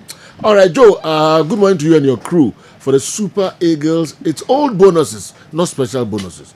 But the Minister for Sports said it's special bonuses, but the players are fighting for old bonuses. Lawrence Edwin from Lagos and Abre Lawrence Edwin from Lagos. Lawrence, kind of message in the we say for the Super Eagles, it's old bonuses, not special bonuses. But the Minister for Sports is the Minister for Sports who said it's special bonuses. But the players are fighting for their old bonuses. Lawrence said the way about or say minister no and I can say special bonuses in the mope. But players no say old bonuses as I wish think Lawrence Lagos no. Yeah, true. I wish I could to one player kasa. This is the minister of the negotiation. And all addressing media and all can meeting what the players are asking for. And the minister says special bonus. Okay. And I don't have any doubt say mechanical fraud. Okay. And the players haven't spoken openly about Sika Semino. The Nigerian players have a point, though, but they should bear in mind that the ultimate in their career is the World Cup. So they need to prove a point here. Papaskari, Aija Zongo, may use a message, at the free hall. Maminko Ehifa quickly, Kuwait City, Fahihil, Unaduwe Efri Hifa, Kuwait City, Abre. Good morning, guys. You make starting 11 from our current Premier League to match the 2000 Hearts of Oaks team, and please let's know where some of those players are. Daddy KD, Kuwait City, Fahihil, and so Abraya, Dada KD, Kuwait City. And also, Amos Sunyai, my father, and Ratel actually that the match is today, not tomorrow. Match Ben and Awokano. Nigeria, the Black Stars, the okay, thank you. Amos, how do we if Sunyai and so and Abre Yain. Joe, forgive me. The Franco Narrows tree is not Subai, but Suabai. Okay. Subai. Now Subai, the Obadan is Suabai. What's he saying? Also, you can Subai na Suabai. Maybe I don't know Kasa. Aye, Suabai. Maybe I go here the intimate Suabai. Yeah, Tiadi, say Subai. Maybe I don't know Kasa. Suabai. It's so. Frank Suabai just. Yes, I need a canon. Yeah, they are done the Subai. Nasa Kasa cry, they do baby in Union. You need be drew baby, they be drawn. No, you saw one thing. Okay. All right, but I'm going to Mohammed when I no headlines later. It seems that Franco Naro has forgotten about the fact that Liverpool can still win the UEFA Champions League because they've done it before. Liverpool can fail to win the domestic league, but can win the UEFA Champions League. It's something they have done before. Please don't write Liverpool off. My name is Sabik Aguna Kwenyako. Sabik. Sabik, I think that so because Liverpool bury near me Rooney out, but I make a favorite. Looking at their current form, main form can favorite. In 2005 when they won it, yes, they were not playing well in the Premier League, but because of that, they were not seen to be the favorite until it happened. Until I won't say that it's not possible they will win it, but may come a favorite now. I won't add them. Okay. Good morning, Dr. Franco Naro recently returned from the UK. Montana went to South Africa and Morocco. Qatar. Montana went to South Africa, Morocco, and Qatar. Okay, Andy is now in the USA. When is the time for Awal Mohammed? Morocco, in Algeria. Ivory Coast. Ivory Coast. Ivory Coast, they said because twice during group stage, you go final, you see, and I'm going third place in final. Timu more fighting man, small no asma oka. Wako Cote d'Ivoire, Oko Morocco. The time best, don't worry. Mongo Park, they say in Canada. Men how to cry because Mexico, Canada, USA. Bonjour. Chokra. Mungo Park, so be Nipa 9 wa ha. Never could Mungo Park. Mungo Park, so a traveler. Okay, our Kofi the traveler. Kofi the traveler. That's the federation. Who's as over here was in Kuwait? Yeah, but now I'm seeing for Afghanistan. Never went to Afghanistan this year. You go. Nameka Federation of the Congolese Football Association. I be deny that 1 million story. No, say you want to release aba. Na menya translation okay. The betu na ya kan ama mamfata. Omo ba deny. Say asem no nukure bia enim. Na say you okay omo mo ko bobo omo two car keys ni phones no. Saudi. UAE. United. Bufu ya no mo two omo phones no mo car keys. You amamfo bufu ebi mo bufu a omo to bo. Any robbers. Any other but say you they were throwing car keys and iPhones. Yeah. And omo be wurem. Who say yeah boy playoffs no e wa Africa no. Asian so omo so be pay omo rep a obe rep omo. So omo so be bo two teams were United Arab Emirates and of course Iraq. Okay. Omo de any yet omo first and second leg. Nti first leg no e baso ene e wo United Arab Emirates. Na Sunday omo so a travel to Iraq. No omo so ye hu ni obe rep omo e wo the playoff no. Of course ye be head the playoff said dia odi kan no. Okay. Gabon Nigeria 4 p.m. DR Congo Cameroon 7 p.m. Yeah. And of course and Europe also say there are some countries on bet me qualify depending on the result okay. Na many jema Norway say you koba mehum pa. Okay. Now intercontinental say Asia for so ebo. Say no na make. Okay. Yeah boy playoff no. Almost Asian version of playoff. Yeah. No almost anya the obe represent omo. Yeah. Some of the continent the omo di kan nya omo be represent omo. South America say Bolivia and eko. And now Oceania so New Caledonia and Eba. So Africa needs to get ours.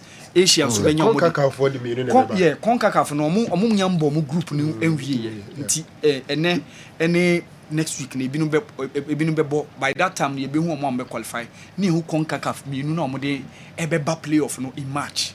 Okay. No, ye be hu senior niam de be.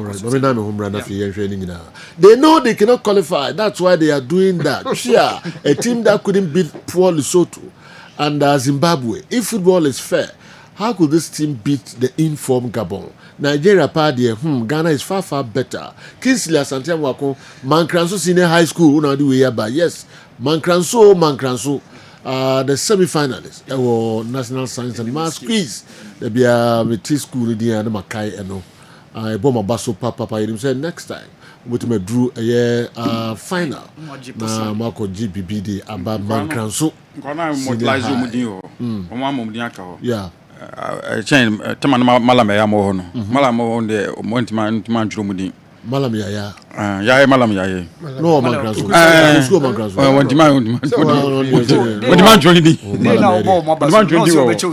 Malam Yaya, Oko school Roman Kaino. What demand joining? Oh, Bamukan is there. So a big man or a star. Okay, come with me. A star, but the names of school. And Omonim, how do you money man can do? Yeah, you know, in Soko school.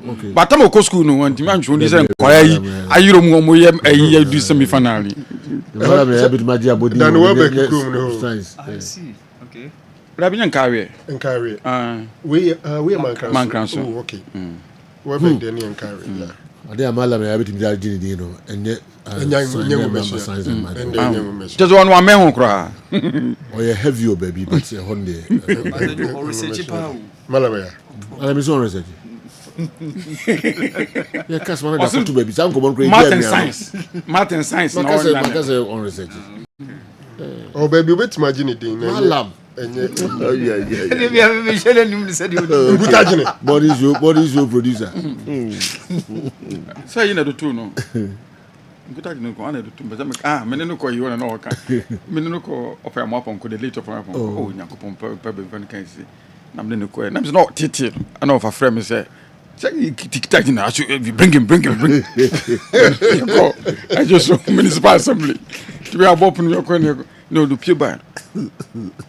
Achi, is that them Kutajini? Is that them Kutajini? Oh, you're doing what you're doing, but you see, between the whole program are discussing Malami. The Super Eagles are behaving as if the qualifying slot is their bona fide property. They must be reminded that they are the weakest team among the four per the matches played in the qualifiers. Mr. Achi has given clarity on the issue. They have the players, but Cameroon, Gabon, and DR Congo have a team bond.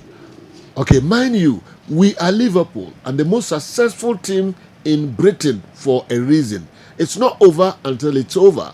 Benghazi, Ablekuma, Oduman, Accra. Also message no. Pamcho yanko say ho yare kakramra. Yeba na afei awa. And so the Africa stories no abre ansana. Yewura efisem no enso emu ye papa. Kessben television, Kessben 93.3, Kessben 92.9 Accra. Na nipa doma mo monitor program no live. Ewo DSTV 364. Sanso and P so monitor no ewo Go TV 121. Kessben TV Plus and also no your live. Meko na Abi edeme ako eye tonchi heba capsules ho nkomo kakra. Na de na du bia no ayo nim star bi. Oni hwan arachi aka bia kira na se de ba dia. No bi so ba bia nya ne da me bofu. Ah no ti woro. Ada bofu. Wo so ba bia nya oda. Se de enti. So me fa ma dodo.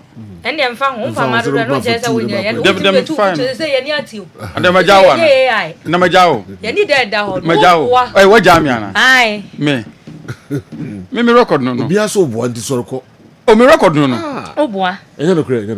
We anya oda. O boa. We Yesu. All right. We Yesu. Na wo ma do se na jawo. We Solomon. O ma do se na jawo. Ebi eja no so eja bi. 50-50. Ebi eja no so eja bi. O ne fa o. Eye de obi eja. Mi de no na fit obi anya me da. Yanko tonchi. She. Ni broken heart and depend on What is that? Broken heart mami preach you okay. Abi. Huh? What's it there? Broken heart mami preach you okay. Sir? And same way. Revi. O de yanko achi. Why? Na o mi hu de hu bi da o wiase. Hey. Yanko.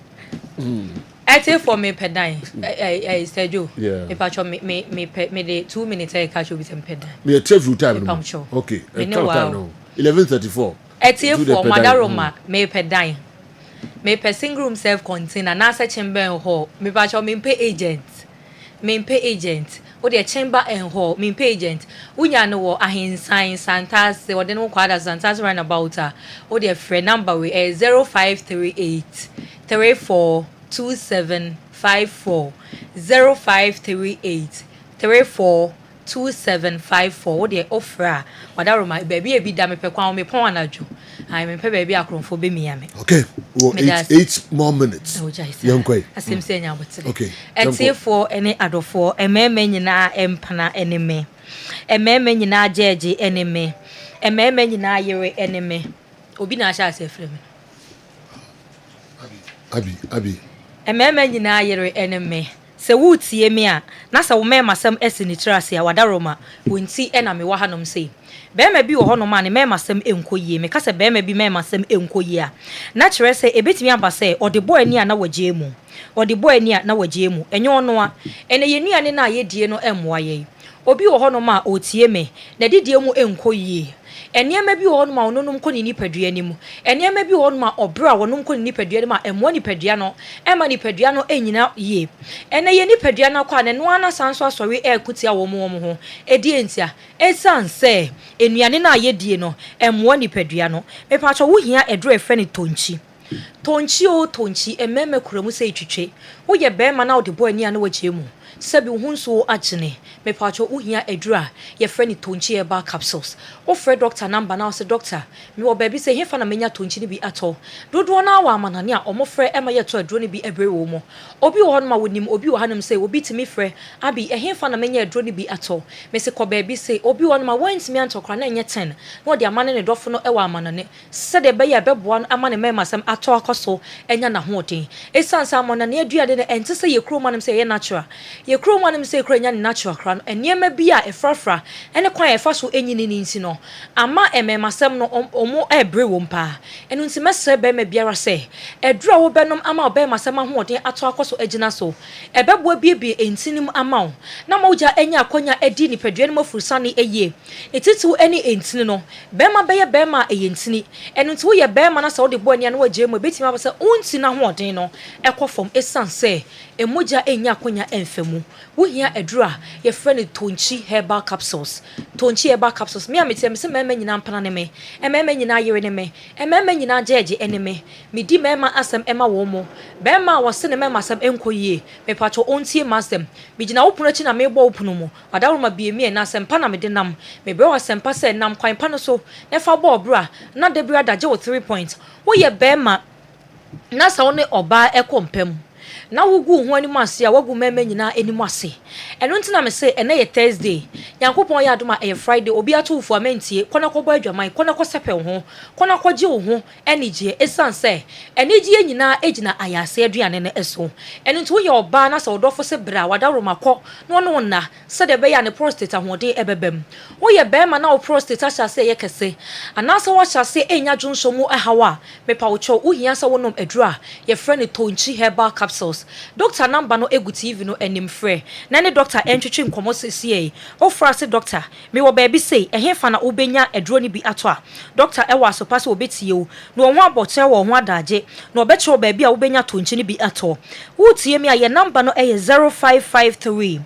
51 11 59 0553 51 11 59 me patro o wa akran so a na wa frɛ 0248 85 0081 0248 85 0081 akra for emfresa number no na wo kumase hanom sei na wo pedro ni bi ato a for ni twem e wo Asempa pharmacy owo Edum PZ udro na obusa Asempa pharmacy a akra betro the shops 3 na what PZ no baby ebechi omu emu bia bobra mu ubenya tonchi eba capsules ne bi ato na buo ne nso de e wo fom tonchi eba capsules so de wani chom akwa Asempa pharmacy a ebo ne wo fom ubetimi ato 3 kra abomu enu bi a wo pe bia wo Asempa pharmacy okwa ubenya bi ato Abrepo Junction Amseba e wo honom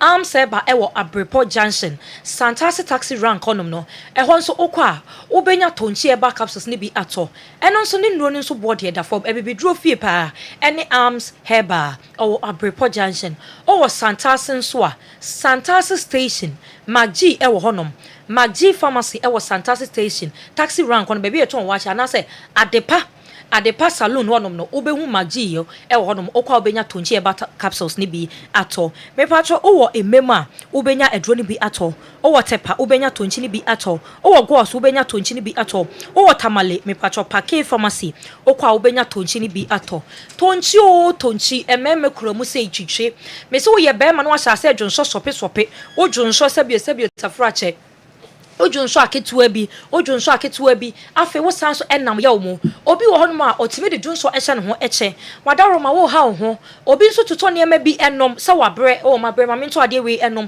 se de be ya metimi agani me strength no e back wo strength nde obegani ni back nanso o mema some strength no na o reduce no me mpenesa me se be ma sabi obo adwuma sesia no waje mu na ne ho adwodwo no wasanso apem ayese car ekọ baby na agina ne yapia na agina just wasanso spake me amete me mpene ma nyina nso empe be ma ode bo ania no waje mu de wadaroma me de kwan full stop wo so wo yehya ase a ye wie nkunimdie mu wo hye onwuma pa ase afa kwa wie pa abra wonom tonchi eba capsules no ebeboa me se entini ena ma be ma etimi yirima osori gina ne naso se echirebe esanse entini no emu da ho a moja no efemu moja no so na ma entini no ahoden eno nti wo hia sa wonom edre frɛ ne tonchi eba capsules obi adwon so de na wonte anasa dwon so ne de nana eba dwon so ne kan nana eba me pa cho wo hia sa wonom edura ye frɛ ne tonchi eba capsules woni mo obi a odwon so mu ha me se me no wo tonchi a anasa wo obi oso no oba bi wo match na anasa nyambo ochina me no wo tonchi a wo de koto tonchi ne bi enom edura ya haba ma de wonom ya obehya se ehu se you ye adwuma enye edura obenom bewie no akoma bebo se periperi enye edura obenom bewie no oti epai wo wakoma timi bobo nso no wani so abiru no watwa ahwe wotimi no oba kodi mpa so agro wo sensenso no watwa ahwe ena meduro bi esisi nkwancha akwa akoto anom eduro we eye haba ma ne de aye ye tete atempon edi yenim habama so mfaso yenim de no bona bia yema nipadua doctor sua habama ho ade me se haban bia kasa doctor wote ene akeka bɔ ma yɛde ayɛ adura yɛ frɛ ne tonchi eba capsules ɛyɛ topa yɛ obenom no mienu ana pa bra wodidi awie mienu anwumre bra wodidi awie wo de nom na fa ko gina obi ba so na obɛbɔ ne sei panya te sɛ machine twa brox obɛgina ne mu te sɛ abere aba na ɔba no nso gye wo 3 point ebe ma wo ma yɛ mom na ne o makoma mu tofe ma de nyina sɛ menhye obi dum bi daakye hene ma yɛ mom na ne ma wo no ɔba ne di mpa so agora ɔmɔ mrane obo din kra na mane mpopo dodoɔ ɛwɔ wudin ho esan sɛ bibia sinemu ne nyina ene sɛ obenom adura ye frɛ ne tonchi eba capsules woni mo bi ɔwɔ prostate problem a wo de tonchi eba capsules ne bi ema no na wankasa wobedi aduro wei ɛho adanse me se kɔ pharmacy shop chemical shop and a herbal shop baby a wo bia ofrɛ ye number na ye betro baby a obenya tonchi ne bi ato amana nefo ɛfrɛ wa wo te Ghana wo te anum ɛtwɛn de wo ye obi a wanonom no obi a na wanya problem ewo me masemu tonchi ebe solve e de amount anaso akura to kro bonim no anya problem ewo me masemu tonchi eba capsules ebe solve e de amount de hia ne se obefre ne a che obabi obenya aduro ne bi ato ye number no e 0553 51 11 59 0553 51 11 59 edino eye tonchi herbal capsules now watermelon so ofre packet e was 0244 95 32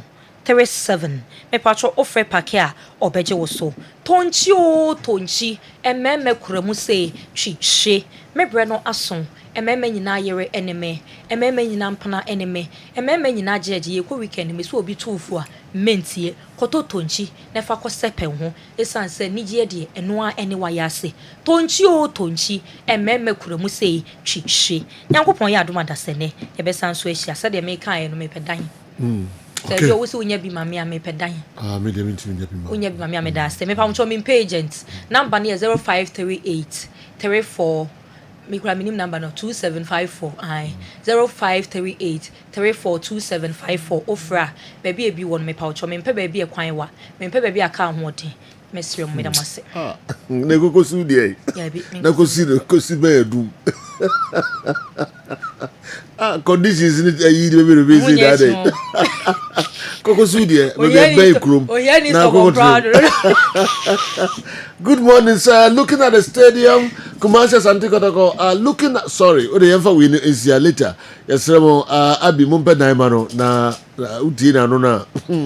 I think Mikel Arteta doesn't have a very good, okay, Mikel Arteta does very good start every season, but the finishing has always been a disaster. I can only hope and pray that Arsenal players will come back from the break in good condition and injury-free to make the vision attainable. The Arsenal chase for the EPL trophy has been tough, but Unyame Beboyen, Ganes, we shall get there. Schiffman, my kind also message, at the free hall. The Super Eagles are behaving as if the qualifying slot is their bona fide property. But in kind is a message way free hall. Dada. But when you went through on our Mohammed and so I think the goal scoring issue in the GPL is mainly a coaching problem. The goal scoring issue in the GPL is mainly a coaching problem. You'll be shocked if you watch what Hatchofok strikers did against Gold Stars. Wow. You'll be shocked if you watch what Hatchofok strikers did against Gold Stars. Hamza Issa hit side net from inside the 18-yard box. And Wayo and Paku did the same, all in the opening 15 minutes of the game. Sai Rudy, Udwe Efri, New Jersey, and Abrea and Savior. Okay, and Ude and so Abrea, America, ma'am, Sai Rudy. Goal scoring problem, and all kind of. Or the Hamza Issa hits the side net from inside the box. And Wayo and Paku did same, all in the opening 15 minutes against Gold Stars. All right. And the coaches, yes, strikers, ye wasteful, dodo. Very say chances, but a dos, dodo. Oh, your sister, no go, net the baby cry. But wow, the striker, what's the name of that striker? Vision FC striker no yebe the day no. How on earth na ball no crowd the bomber keeper no crunch ne. Okay. Awa, my imra we na coaches no adwuma da almost papa.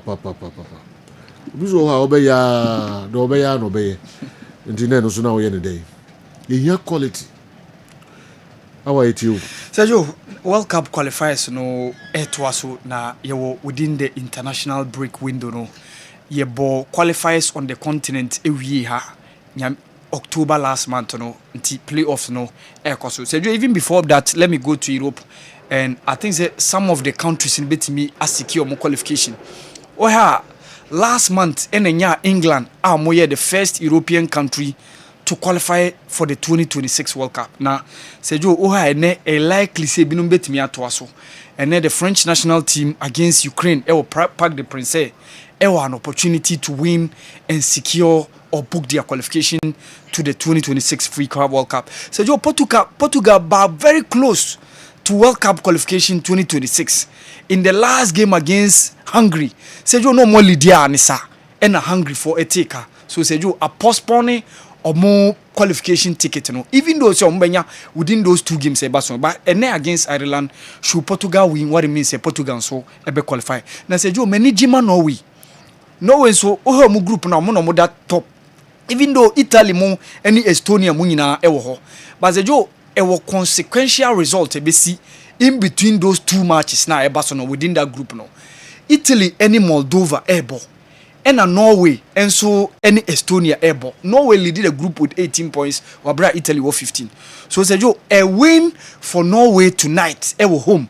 Na Italy and Timi and share Moldova. Sergio, what it means Norway so ebe qualified to the 2026 World Cup. Na Kobani sa Sergio, they are returning to the global stage since 1998. The last time Norway was seen at the World Cup was in the last century, Sergio. The last time Norway were seen as the World Cup was in the last century. And Sergio, it's likely say some of the countries now, yehu World Cup ni biya channel. Sergio, yebetimi enyamo ehuomo ewo next World Cup na ebaso nyame boa ewo Mexico, Canada and USA. Ebini Austria says almost Sergio since 1998 omonko World Cup da. Per the results omanya within the group also one of the countries. Bakunsu ni Jamaica. Sergio ene Jamaica so ebebo against Trinidad and Tobago. Within omu group no Jamaica ene leady. Even though Curaçao was second and Trinidad and Tobago was third. But ene Jamaica meki an away trip to Trinidad and Tobago. And no omu team na Sergio omu players no is not that bad based on the quality omu. Ethan Pinnock for Brentford, Mason Holgate there Sergio at a point no Everton. And on making move to Sheffield United.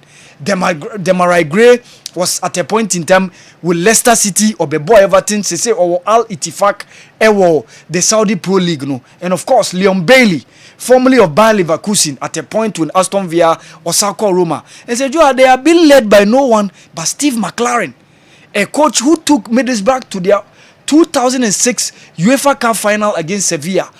Osade England, Ekobo Heroes at a point in time. So, Sergio, the Jamaica national team, so, one of the teams, also bet me are returning to the World Cup based on the couple of results, Omonya within Omu group, no. And a win today against Trinidad and Tobago, be ensure, said the Reggae Boys of Jamaica also be taking a giant step towards World Cup qualification. Almost the last time they were there at the global stage was 1998.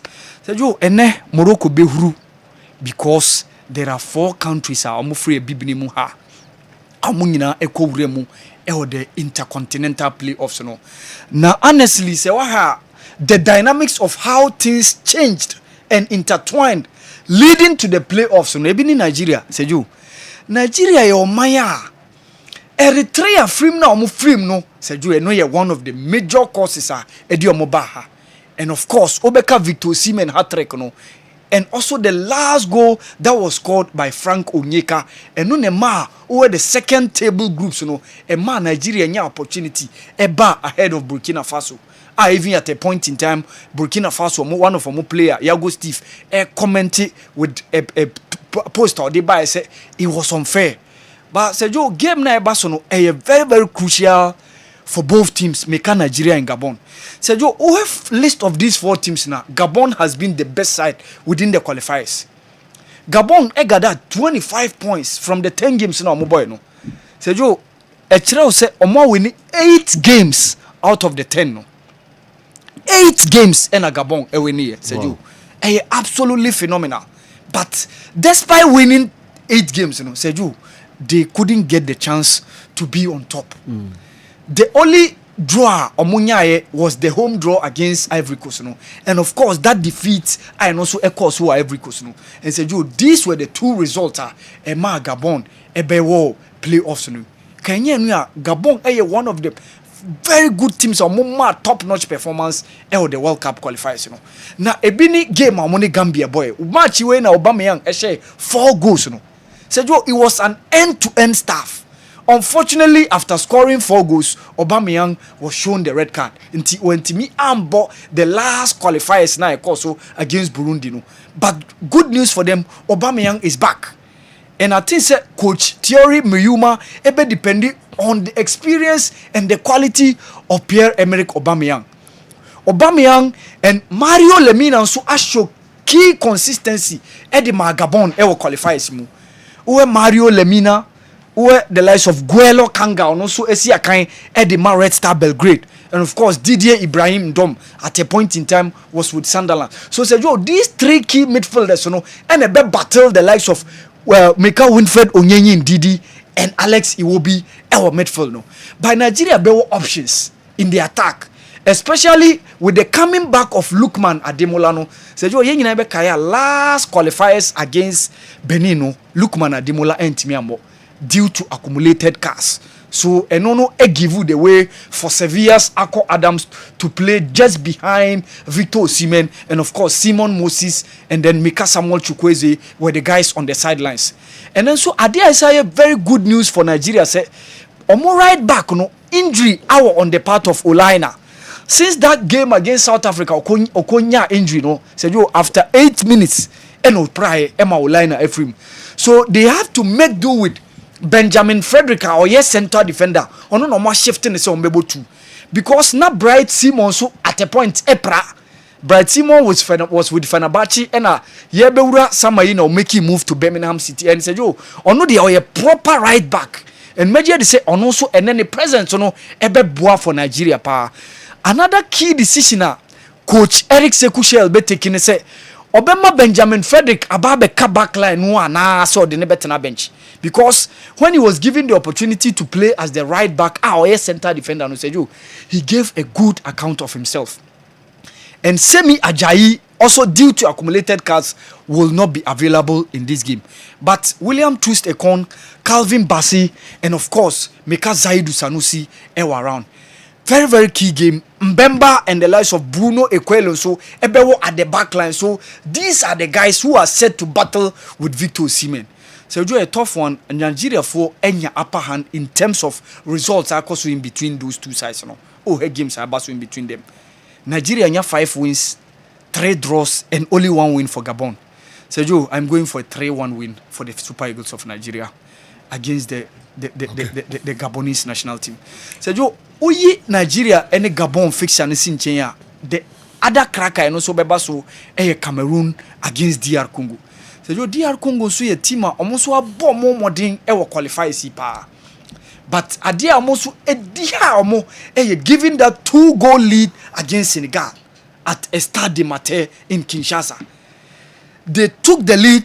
Yohan Wissa, Cedric Bakangbu were the guys on the score sheet. At a point now they were 2-0 up. Omuchenya ma Ilman India emu ebetete ka ema Senegal defeated omu by 3-2 on home soil. So that was the game where Senegal swinged the tide beda top kopim say yebe qualify see. And what DR Congo how they been able to bring decent side omu team no. And majority of omu starters omu ayan hu omu DR Congo memu. Omu ayan hu omu tasha sie pa ye. Edo Kayembe of Watford and of course Ubeka Elia Meshak are also at a point in time all BSC young boys. Omo backline Chancellor Mbemba was not born in DR Congo. Now Aaron Wan-Bissaka has been part. Axel Tuanzebe was with Man United who was also not born in DR Congo. And of course, Obeka Atamaswaku, Onoso na Oye Belgium ni at a point, Onoso switching in national team. Go to the midfield. Samuel Matusami, Edo Kayembe, Onon Kwano, the midfielder, or Tasha Siabunse, Uno DR Congo. To the attack, Yohan Wissa, Cedric Bakambu, and of course, Obeka, the likes of Elia Meshaka, Onoso Ewoho. But unfortunately, the absence of Yohan Wissa, Adia, Ebehaumo. But Major said with Cedric Bakambu, and of course, if facing Kalala Mayelen so be free trade from the sidelines, no Babe Kanwa, and also be add a lot of attacking threat against the Cameroonian national team.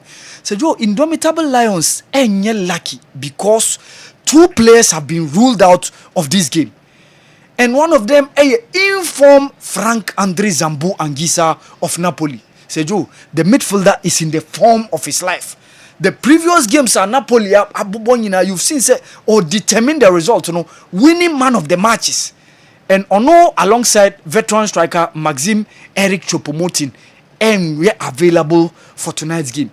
So who have made the midfield now? Responsibility in the young Brighton and Hove midfielder Mika Carlos Baleba. And of course, Martin Hongla can add up. But I think say Senkazambu Anguissa Bekanwa, midfield now very, very strong. Because at the back line, they don't have much of a problem. Because if you have Jacques Chatua and of course Bello Nagida alongside Michael Ngadu, Eta Eyong of Levante also leading the attack. Of course, or more Christian Basogog and Kevin Georges Nkudu. So Ebewoho. A tough one. Cameroon enya difficulties kakra, even with regards to when the match day squad were supposed to be announced. Coach McBride decided say on Cameroon or Cotina Morocco no a train. Later on in a squad may release fisticuffs or problems in between those two sides, and I make the coach and of course the Feka Fotono. Mazeju, I'm going for a 2-1 win for Cameroon. I see Cameroon and Nigeria making it into the final on 16th. On Sunday, final near the Sunday 16th no. Okay. So omobo enewia na yehu omo be wuram final. So ni obe win final no ebe wuram na one the others from in the other continents no akwako wuram. So and then so UAE ebo. So you omo ne Iraq. Omo so first leg no e ba so UAE. Like me say wa obe qualify for Africa no. Most likely so. Yeah. You have strong chance of going to the World Cup. These countries there among that strong. Yeah. Because Asia the either UAE or Iraq never. For South America you Bolivia where they can qualify that. Yeah. And of course for for Oceania you New Caledonia ever. So within the North CONCACAF zone na omo for more reps and but likely say over the likes Panama money Curacao omo the countries say likely. So Joe the ultimate in the way no. Yes. I see say any of these countries are ebe winning the African playoff no. Likely say benya 10 slots. Yeah, benya. Okay. But Joe eno DR Congo ede winner ba and am senka yenkan omo release no. Omo deny $1 million. Okay. Yes, omo say we are the French version. Okay. Yeah, translate here. I said you that is it. Okay.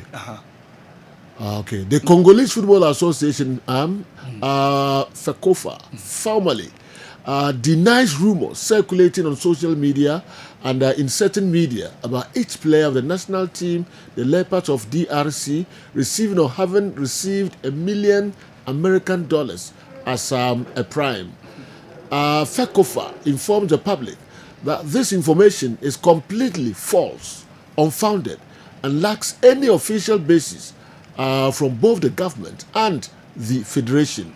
FECOFA appeals to supporters, media, and the general public to avoid spreading false news and to refer only to official communications and information from FECOFA and the Ministry of Sports and Leisure.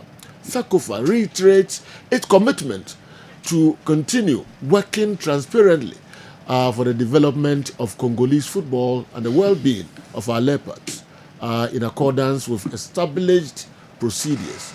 Okay, and also the General Secretary Emma FECOFA and this answer me about the $1 million to each player. For team Nina qualify $1 million. I'm deny. Say no cribia any sense minimum. Hey, I'm on Fonso. I'm you.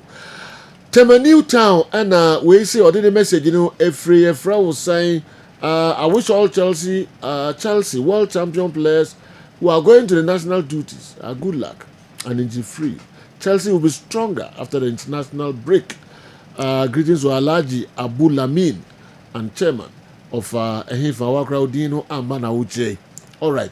Yedibesia na yako ni what? Scientific Herbal Clinic. Na yafankrato kakra abaiba eba betwaso de amam. Ushafwe mwakwaba eba ni World Scientific Hospital. Yeye a team of medical scientists aya create ya boom. Near the infidel waswo. Eye adwuma o ya hwe hasi. Ya hwe ha de. Nyese oba ya sabi. Ni atam edu de amount. Said the kokono. Na emum ye do to afidie so. Me afidie ye omu hwehwemu. Me ye omu adepote ye yare ne brewo. Na se me omu enya yare ne di woni badua no so. Te be che yare na ma wa to yare ase. What the edit ni say. Se ni bebia se wote wo yare ase a utimi tu ase ntem. Obani what scientific hospital Dr. Fobius ya dwuma ne say enubuna eni no tan a obo ade e dum ye no yenye mu hwe mo na fe enwenu akasa wo mo chemicals no ye extract say enwenu no na yemfa nro emfa emao ebi a kidney no yare abem kidney no say yenko na Ghana ha ye de take ahaban e de dialysis a kidney no say akodu se den kura no a nyarehemu na nya didi na fo ni kirem e woni what scientific hospital bofra ban eboye ama wo diabetes ye ni bofra ban e nyama bi efra e de mawo a ebebo ma diabetes na o sugar e koso pii no eno so aboa ama etinya bafum ebi na wo hwe misisi e na o problem pa e yo mema sem baba bi wono mu a onya tenkan kora so ho ba beda obo so otiminya hode ne pagya no no ba ehyemu a ehyemu ana adwo eno obo so atese ne bema no ensore kora ebi na e no bi ada so a wonom so yo ba na utie me na se e ya wo no problem ebi na e fibro na kosi a wo no kwan ana wakwa ya sabia doctor si ensuo betata onkosie mu ovarian cyst ana se fallopian tube no e na block ye obebu okura wo sebu ensisi so ni nyina timi sinyi se ho kwan bema bia na ho nsuo e na wo form nkwawan e wo form low sperm count na wo okura beba bebe ne ho nsuo mu no na emu be friend spermatozoa no ba kokura we nyina e ha esi awo kwan a Obani what scientific hospital enfidie de ehwe beda di amye se problem bi wo no mu a ne atimi ehu aduro na afi aduane ye betwera ho adi pressure nti amo akoma bo periperi asem kura si ofi etimi mo amane obi so hweme na ne die stroke akawa tompam ye kwa wo ye ba wo so ntimi okasa na pampan boni de akire friend halitosis yade ba ko ya no wanyi obi opewase obetimi akade akire wo a ade bedi unya okasa bia na obi atwene hwene okoda na nyimre oda odwonso antentem ye papa mo mpanifo no a free 40 50 60 years ekwani mo no o prostate na ekese prostate enlargement e ba sauda odwonso antentem odwonso bebransa na ade ache e mane nka achi emye nkofa catheter ahoma nkoto ba memo abusuafo bi ebere nti manya adagye amoya de a nyadidie semi what scientific hospital Ghana ha de o pa ya sabe ya dia ba fim die fidie e de twe enubna ena afa ho de ni fra haban mu e de saw ya de ma wo a na eyeni what scientific hospital yi wo Kumase atonsu Monaco junction ya dansura bank no ene bi ene mhwe enkran so ye o ma 7 ye ben Janet Corner dan no 0244 087687. In case you are watching us from any part of the world, whether you are in any African country or you are watching us from Europe, you can contact us on WhatsApp +233 244 087687 or on Google Map. Just type Niwat Scientific Hospital and you'll be given the exact location. Niwat Scientific Hospital. Nyankopo anda rumenti wa moto ebeba.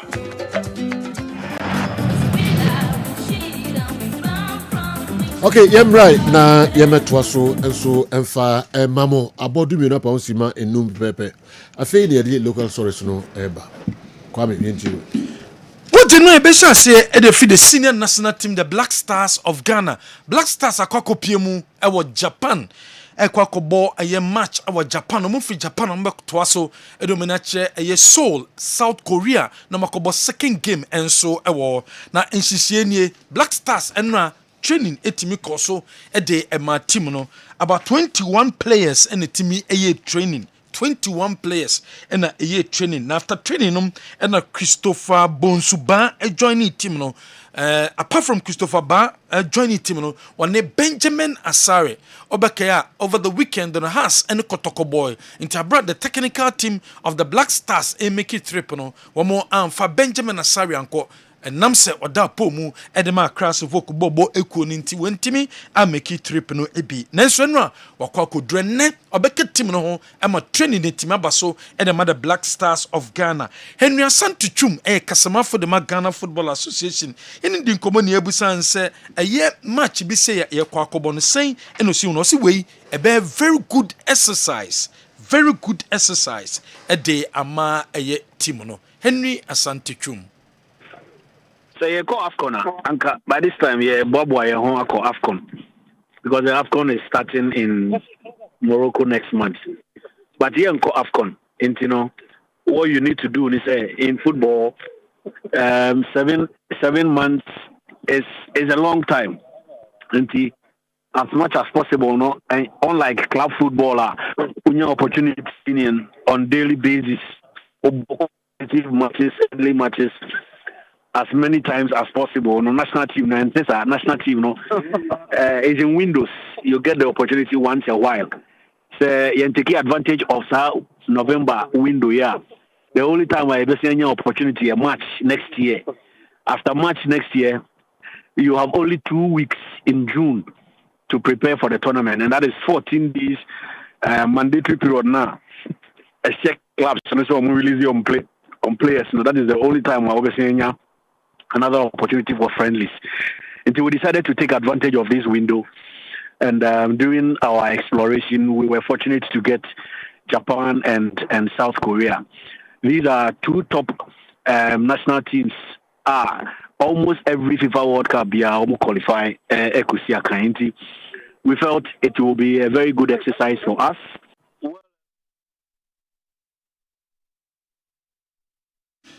Henry Asante Twum na kasamafo de ma Ghana Football Association and wakasa se match ya kwakoboy a very good exercise at the ama team no obeke say most of the senior players are more an integral part of the Black Stars no omentimi and make it 3 pinibi but coach Otuado wato inside afre other players Henry says sabre beboam ama sa new players are more adjoining team no coach Otuado etimi am monitor mo eye pa. We felt it will also help the coaches to try other options. During the qualifiers, no players do our but because you want to be consistent and you do not want to make too many changes in the team, you stick to the core squad. But here we are, these friendlies. Otto decided say, I'm not TV or show or monitor who were in the data of more opportunity. Ama watch closely. Into Prince Osei Owusu or Montreal, Abrantie Nkrumah or Midema. And then he's also had the chance to bring back Derek Coon. Yakobo Chad. He was in the team, but because of nationality switch, young complete into one to me and Siakaina, and this time he's here. I'm sure the coaches will watch him. The benefits in playing these 2 games are enormous. A lot of benefits. We believe that it is very good for us to look at other options, look at players who have been knocking on the door, and then also try other quality players are only opportunity and see kind of during the qualifiers. This is the best time because of this time, much window, another space. I never try on Monty. Now I say you take full advantage of this November window and I'm so they Abe Japan. When some Henry Asante Twum kasamafo ede Emma Ghana Football Association wade atuja coach Ibrahim Tanko enso akasam ni titu fa ni 2 players ye invite omo into the national team no wase omo nkokere se omo eye players ehia anase fire from no justify so mutimi ekosi akan edema national team no coach Ibrahim Tanko. I think they deserve the call up. And looking at the performance in this season, and I mean Prince was there before, and Kevin have his first call ups, and I hope that and they will do good, and we hope that they will have some minutes, and so that they will also show, or they will also tell Ghanaians that they deserve the call up. So I think we have to pray for them, and then we wish them well. I think they deserve the call up, and looking at the and this When some coach Ibrahim Tanko wade atuja send it to from Momo Kosia Kai and the Black Stars of Ghana no womu deserve call up no womu so call and justify say call up Otwado what to inside for Mukosia Kai and the Black Stars no obia engine tum say womu deserve sa collapse no and so yen twasum e wada stories sa enra and a bobo ko friend no ayeswedro all blacks womu supporters at the kratam ebe tuja say sabre womu match down minim abra womu any bobo ko friend as book eba be no mu coach Ahmed Fati and no last game one shot ontimi ento adwumadie ni so biom womo e de warning kesem ene de akokoma no edi anase meka se edi blay wonom ene PRO e de ema supporters eye union no one sanction officer e de ema swedro all blacks team no wa chirechemu dientia womo atro sakrata no de ababonti na dientia womo de san hihyewe e de to coach no enim edi eye blay Ushe performance was swedro all blacks Edenedia, and yet you say look at the huge investment Mr. Atukwesi Ayewo Suedo Sports Stadium. And the bar you raise was Suedo Siciano, Oba Suedo, Cassentes a Shebo GPL Siciana, Suedo Sports Stadium. But I'll share performance, Yama a Diego. After 16 years, I qualify by Premier. Now, Oblast, you bought 9 months, it will be winning 5. About Robert Kwelusutu. Out of 27 points, no, there was 7 points. They tell you, say, yeah, dear Sweeney. And you shimwa, you coach them why. In football, no, it's all about the results. The Sabe, a year local coach in Kaoblas are permanent ladder. But because of say, or you do the coaching into young queen, you can't say you're paying for the say. How to folk matches, you're my coach, no. Nobody should come and say how to folk match near a big match. Yeah, you know you're both premier. How to folk a both premier. Oblast both premier. Oblast you did 80 years. And we are a traditional club. You I think the coach and saw the man or the baby. That one will force management to do it. Because the management I can't yeah my coach name but time is going. And you show performance now and yeah saying the idea about minimum Sudo Oblast, the club president and the management. So the kind of respect our Sudo Oblast supporters never so. So definitely they will listen to what the supporters are saying. When TDR we will take another decision that will come. Because won't you mean but at the end of the day, if Coach Fati I'm one home wedding, now Sebe Manu Simna so NC or the Oblast go down one. Coach Fati will leave and go to Egypt. But what about we, the supporters now, your grounds? Are we going to still suffer again? No. Instead of, I don't think that they will refuse to listen to they respect us and we also we respect them. Definitely, the cities are there, coach.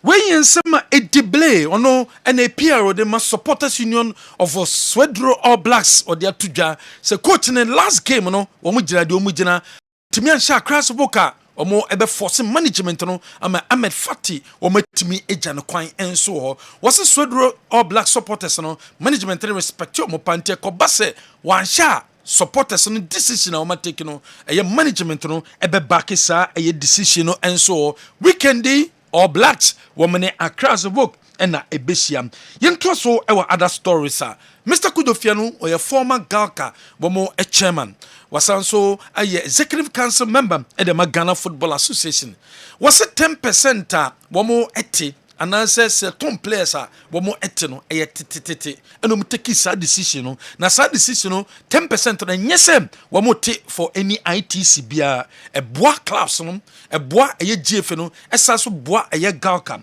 and Nunti Nikwanswano, so was so mutimity FIFA current to me and force a Ghana Football Association, and as a FIFA current to me fund to GFN, so moment 10% to be an infant fee sales because Omujidi say a idea 10% no and yet for ITC and a one more ete. Mr. Kudofianu, former Galka chairman. The government decision may say supporters here. It depends on how they are mobilized and then the cost involved. So he, being the sector minister, must take a decision that will be in the supreme interest of this country. Now, because at a point in time, if he can mobilize China deduct, then yeah, for ITC. The ITC, just to compare the clubs to play. GFA, anything can say, one tier, so I can issue ITC. And then also can TMS meeting. So ITC now 14 days. If I issue the ITC. So ITC is not an underlying factor. Money coming from anywhere to run the FA. No sponsorship. Government intervention and do a BR. Those are the days where GFA. Timiko Bobusin or Galka. Ednam normal pesca, but it's almost the car, Marco Dabe, Hotel Bimo and Tiaka, those things. So it was the clubs and the bar together, Yet been trust in my association as Sandel. Now, players are yet to turn in when I'm on platform, when I train you, it is the football association.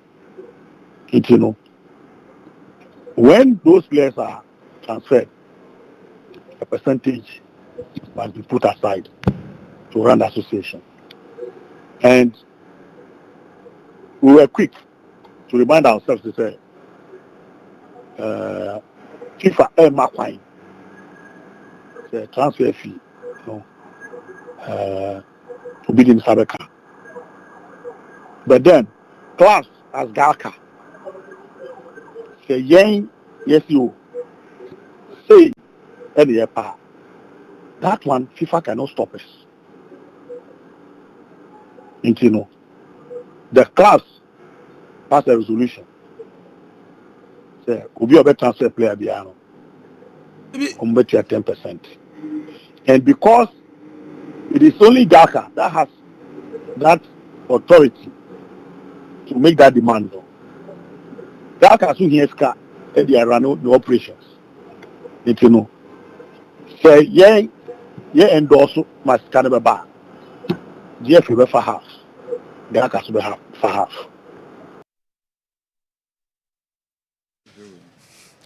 Mr. Kujofiano, a former Galka chairman, and what this answer to ja, say no kwanso no. I was a Ghana Football Association at 10%, no, because women are developing players, women are players in the platform. Apart from that, say clubs in the Africa, GF in the Sika, and the boy clubs in the moment the call Africa. Say Sika no M54, a Sika no Titini Biano, and no Mutimi de Bois. Galka so say Kobase clubs in the Big Africa no Chiromwa, a dear Galka, etimi mo musu esika, and it is a GF no ete 10%. Ne kwanswa no na clubs no engine tum na yente 10%. Nemboa ema football and sansun tumpon. Wasaso na no tum se empo se kobasa bani decision so mo fa supporters nkwa World Cup ni bia ebe ha adwin ye papa wose World Cup de hia se wose fans eko no mu kohwe bi nemum sabani decide so mo fa nkwa ebe ha adwene na se ban no ebe decide a mo pekwan bi so a wo metimi raise fans a ebe ma supporters no etimi akwa kohwe bi na sponsorship etimi aba na supporters etimi akohwe World Cup no enso bi Mr. Kujofiano. Oh, this is a government decision. They say supporters doing here. It depends on how they are mobilized and then the cost involved. So he, being the sector minister, must take a decision that will be in the supreme interest of this country. Now, because at a point in time, if he can mobilize, your friend saying, sponsorship, and I'm saying who say marketing issues in team. There may be a own team in there. Young family say company A and the sponsor World Cup. Now company B and the competitor. See, or best sponsor supporters are called. Also, condition is a mukwa musha matari. Those days, Sanya money ni ho. Supporters na kwa to be a materials. Guinness advert room. These days you cannot do that. I'll give the minister the benefit. May ensure say he's thought through it, but then at the end of the day, I'm sending the proposal. Offer proposal number the details number me share the pros and the cons. I say at the end of the day, the public taking decision. I say, oh, this is the government. Mr. Kudofiano, former Gaka chairman, Ninsama Wade Atujano, Yanko Hasbok, Ase, Hasbok, Omo NCC chairman, and Odi Tuja, Sabrede, Hasbok matches on, supporters on, and Yadia Wamo Echo, but Sunday dear, Wamo Yadia Beshe game Nibi, our crash posted na Sabre, NCC no Ayan Shia, Hasbok supporters on, Wamo Ebe Bo, Wamo Basso, Ombe Rafwa, Wameto, na support Abe ticket, every game Nibino, at the end of the season, you better match our dear supporters group, and so meba. Say chapters from meba o metimi ache wade enso edi afrim ni nyina no eyenhyehyɛ mbe say da bia betima ma supporters no etima ba abehwe asfo games ni bi na management no etima nya sika Also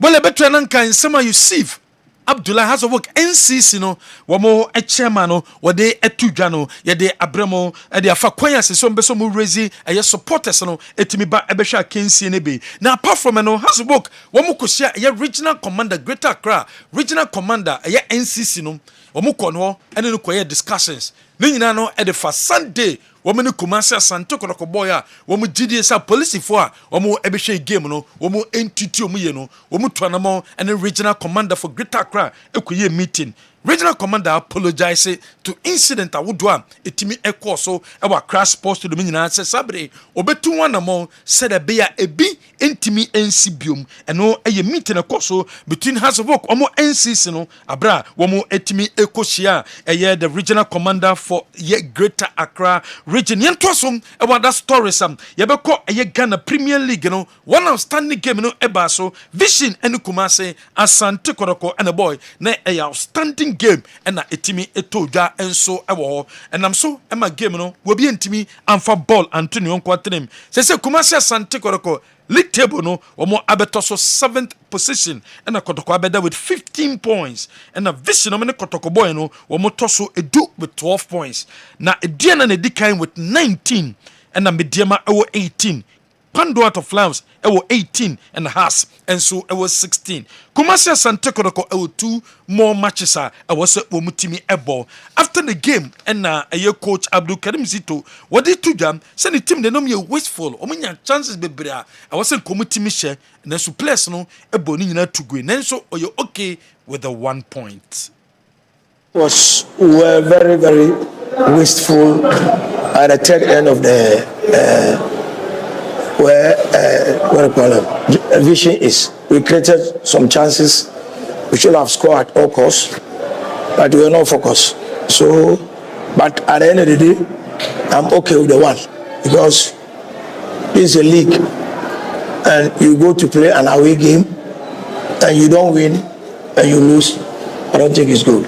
So, to me, I'm content with the one, not because of anything, but the way the game went, I think I'm content. I'm content with the one goal. They say a team that creates a chance is a good team. And when you watch the proceedings, Talk a crabby and Ramuzu Garlic, Yeba, Mickey, the local source now can better ways. Kwa baba Amuzu Herbal Clinic na yede dobia ba efre no Amuzu Garlic Bitters eyedura emamoje die fusane ewo nipadua nu mu eyedura ebua ma obia ne pressure ewo soro eba fom pa obi so a otie mia wadress rade abro so obehia Amuzu Garlic Bitters. Amuzu Garlic Bitters prevent numbness so obi se mensa anasa minan 83 nedro eye Amuzu Garlic Bitters. Amuzu Garlic Bitters controls urine flow. Dear ojun so bebre na so basaba no onye Amuzu Garlic no mu a emetikura. Amuzu Garlic Bitters prevent sciatic pains. Obi say doctor me to ase twetwe me unye Amuzu Garlic no mu atu edi. Amuzu Garlic Bitters is good for stroke patient. Obi anya stroke, obu a stroke na born in kaye unya amuzu garlic no atu edi sa Madrid na sofu bi onya stroke 4 years watot wa minu panom ai na wetimi asori ananti waka amuzu garlic bitters boost the immune system and fight infections se utie me na se uyo chirembewu yare biya ba bekrawa kopa amuzu garlic no mu en ne mo ho ye dene na kutie nyarewa amuzu garlic bitters prevent body weakness obu ha ahomre woni so amuzu garlic bitters dilate the arteries ebiabia intinimu mamoja ediefusani yie pa amuzu garlic bitters support the pancreas amuzu garlic no pancreas ho ya de ne modidi a ekotwetwe sugar na glucose na mu no me so te mass sugar eba normal amuzu garlic bitters improves vision obu oho a ne pressure was with man de hunu wo form onya amuzu garlic no mo ebuaw ma friends woni na eye wisi no we hu ade yie pa amuzu garlic bitters prevent palpitation nipa bia home ban sese home no e wosu bebre sa kope amuzu garlic nenom amuzu garlic bitters prevent insomnia obu ha obre pansa wada ye fradi basic any sulfur e ye rich amuzu garlic mu ye ko gu mu a na my body ne home bo se nche na wada enti de na ho edi ma no kope amuzu garlic bitters nenom amuzu garlic bitters rich in allicin and selenium, which helps improve blood circulation on the male sex organ. Inti bema osi oda humatia untini bema nkano. Kopa amuzu garlic no mwe. Nima moja ni diefu sane enko bema no hunadechia. Watini nka. Amuzu garlic bitters is rich in agioni. Ena musa agioni ninti. Ebo ema awodi akwa no ho ban ema sebuo ema kosu atuo nyina no emani nyina kosu kama enti oba obuni se a embe yie oba hia amuzu garlic bitters oba on person na wo eti kosu hia amuzu garlic bitters uko drugstore pharmacy anase herbal shop biara obenye bi ato upedro semise bi nso a no afra mi nama eye 0247 776743 0247 77 67 43 Amuzu Herbal Clinic Mauji Hiochalo. When you nsema ye call Dr. Muzu na so ye no the Amuzu garlic e won sem e de ba ye toso local stores na coach Abdulkarim Zito e de nsem to that kasan e de fan forwards no home and the strikers no enso se sabre omuntimi one striker pe no wo and into transfer window no ebia obehwe so betimenya another striker abeka team no ho. We are having 2 now plus one under 20 guy, and he was just sitting at the bench. He's also suffering, and Kwame Poko too is also suffering. So we are left with only Donfin. So automatically, when the window opens, at least we have to go in for 1 or 2. Because when you look at the league, you are playing the league, playing the knockout and so forth. A lot of matches, and you can't go one striker. Even though I've opened the game to everybody can score. Yet at the end of the day, he mess up more than them. So I think I have to go to the market. For worry, I have to be worried. But I'm here to know the extent of the injury. Why ensema coach Abdulkarim Zito head coach Edema Kumasi Asante Korokono wade etuda nana kwaku ajima was so disappointed say woman timi and win game no because Kumasi Asante Koroko and said that ambobo bi amuna boni na omu neutralize abrante feno pitamido akwa kwa faso pretty no and am so and ma woman timi and criti chances are womo disappointed for Vision Football Club, I think that it's a big disappointing draw. Definitely going into the game, if you're playing Kotoko, they are always going to be the big three. But Vision was ready to be the small axe and pick up all the 3 points. If you look at the game, the way it went, first half, second half, 90 minutes, we actually reduced Kotoko to no chance at all. Kotoko created nothing, 0 in the game, 90 minutes. We had 2 half chances and 2 clear chances, and then we couldn't take it. So for us, it's a huge disappointing draw. When we analyze Kotoko are known for 3 things. They are known for their wide play, always using Peter. They are also known for their set plays, long throw-ins, corner kicks, very dangerous. And they also play long shots. If you look at today, they tried a few of the long shots, but our goalkeeper was in good position and other ones went out. There were corner kicks, but they weren't dangerous, and then we reduced Peter to nothing at all in this game. So I think that for us, it's a huge disappointing draw because we got into spaces or areas where we could have actually punished Kotoko, but we didn't. But 1 point against the Porcupine Warriors, I think it's a well deserved one. I mean, they had 11 people on the pitch. I would not say they lacked a potent striker because anybody at all could have scored. I remember this morning I got interviewed and everybody was talking about how sharp Peter is and who is. We cannot prepare for Peter. We can prepare for Kotoko as a team, and that's what we did. Shut down the middle, open the flanks, because we know that for Kotoko, when you shut it down, they'll definitely go because Peter is one of their most potent player. So they will definitely go. But then how do you also play against Peter? Today he couldn't complete one dribble. He couldn't complete a combination play around our fullback. So it means that our fullback, our DM on that side did a wonderful job. So I did say that we played against Kotoko. Whether they were toothless or not, I think it was the team that was toothless. It wasn't a striker that couldn't do anything. They could have the ball in front of us. They could move the ball side to side, but penetrating was very, very difficult for them. So I think that I will loud my voice and say that, good job, human job. I will tell you point blankly, I didn't see it. Where someone na kwaku ajema coach edema ye bobokwa efreno ye vision wode atudwa empty and everywhere you go baby abeko bia no obetima isu empty no na empty nsem fanto wanim se sabre nhihye ne se wo momo app no download my momo app ne bi na emma opportunity emboa wo ye papa na send sika obetima send sika wo send sika obetima money transfer wo ye bank to wallet transaction, savings, loans, investment, pensions, POS transaction, momo transactions inano obetimi ayem I be safe and reliable a day amounti we use iPhone no wako App Store no ma download bi we use a year Android phone no wako Play Store no wa download bi and so high sense and a dinya ma papa ba adibia beto our high sense biano yebema 5 years warranty ewo ho eno nti shenensom na kope high sense nyamani bito laser television, gas cooker, washing machine, smartphones, sound system,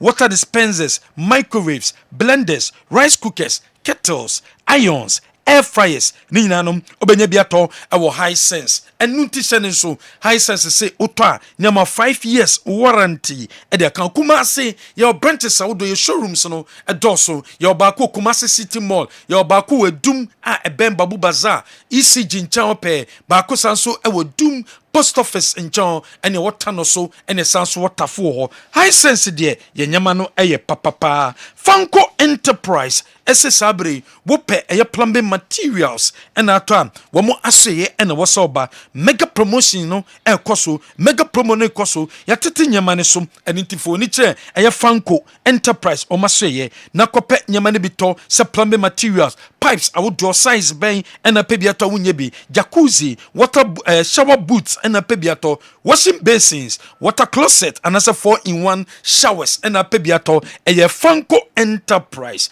China doors, Turkish doors, and a pebiatom for when niche a Fanko Enterprise. One more our brofiedu, war a year fantastic wine so Fanko Plaza, Ubehuyan, and so our and I said doom or your pa FM Chirope, your Ben Tony Sack Electronics. Your number is 0551 01 1767 offer number we so yebejo so Dwabura Bank PLC e de asempa loan no e de abakopa asempa loan ni be uye business na unya financial challenges a ebredru se Dwabura Bank e baba rescue o me rescue dia na chese asempa loan no e na also okopa bi wo de nyama fiama no ne ba anase oyinyema e beton spare parts clothing and textiles and apes uye bomodin na kopa loan ni be e wo aye Dwabura Bank ukwa no collateral no a commitment fee, no hidden charges, application letter pay instantly near the loan no a day amount. Oba Kampa loan scheme and so a day amount. Yenyanamo and Mamu, Mamuye Juma and so shops I would do, more Juma would do, Muhia a Yesika loaner, more for many and Jabura Bank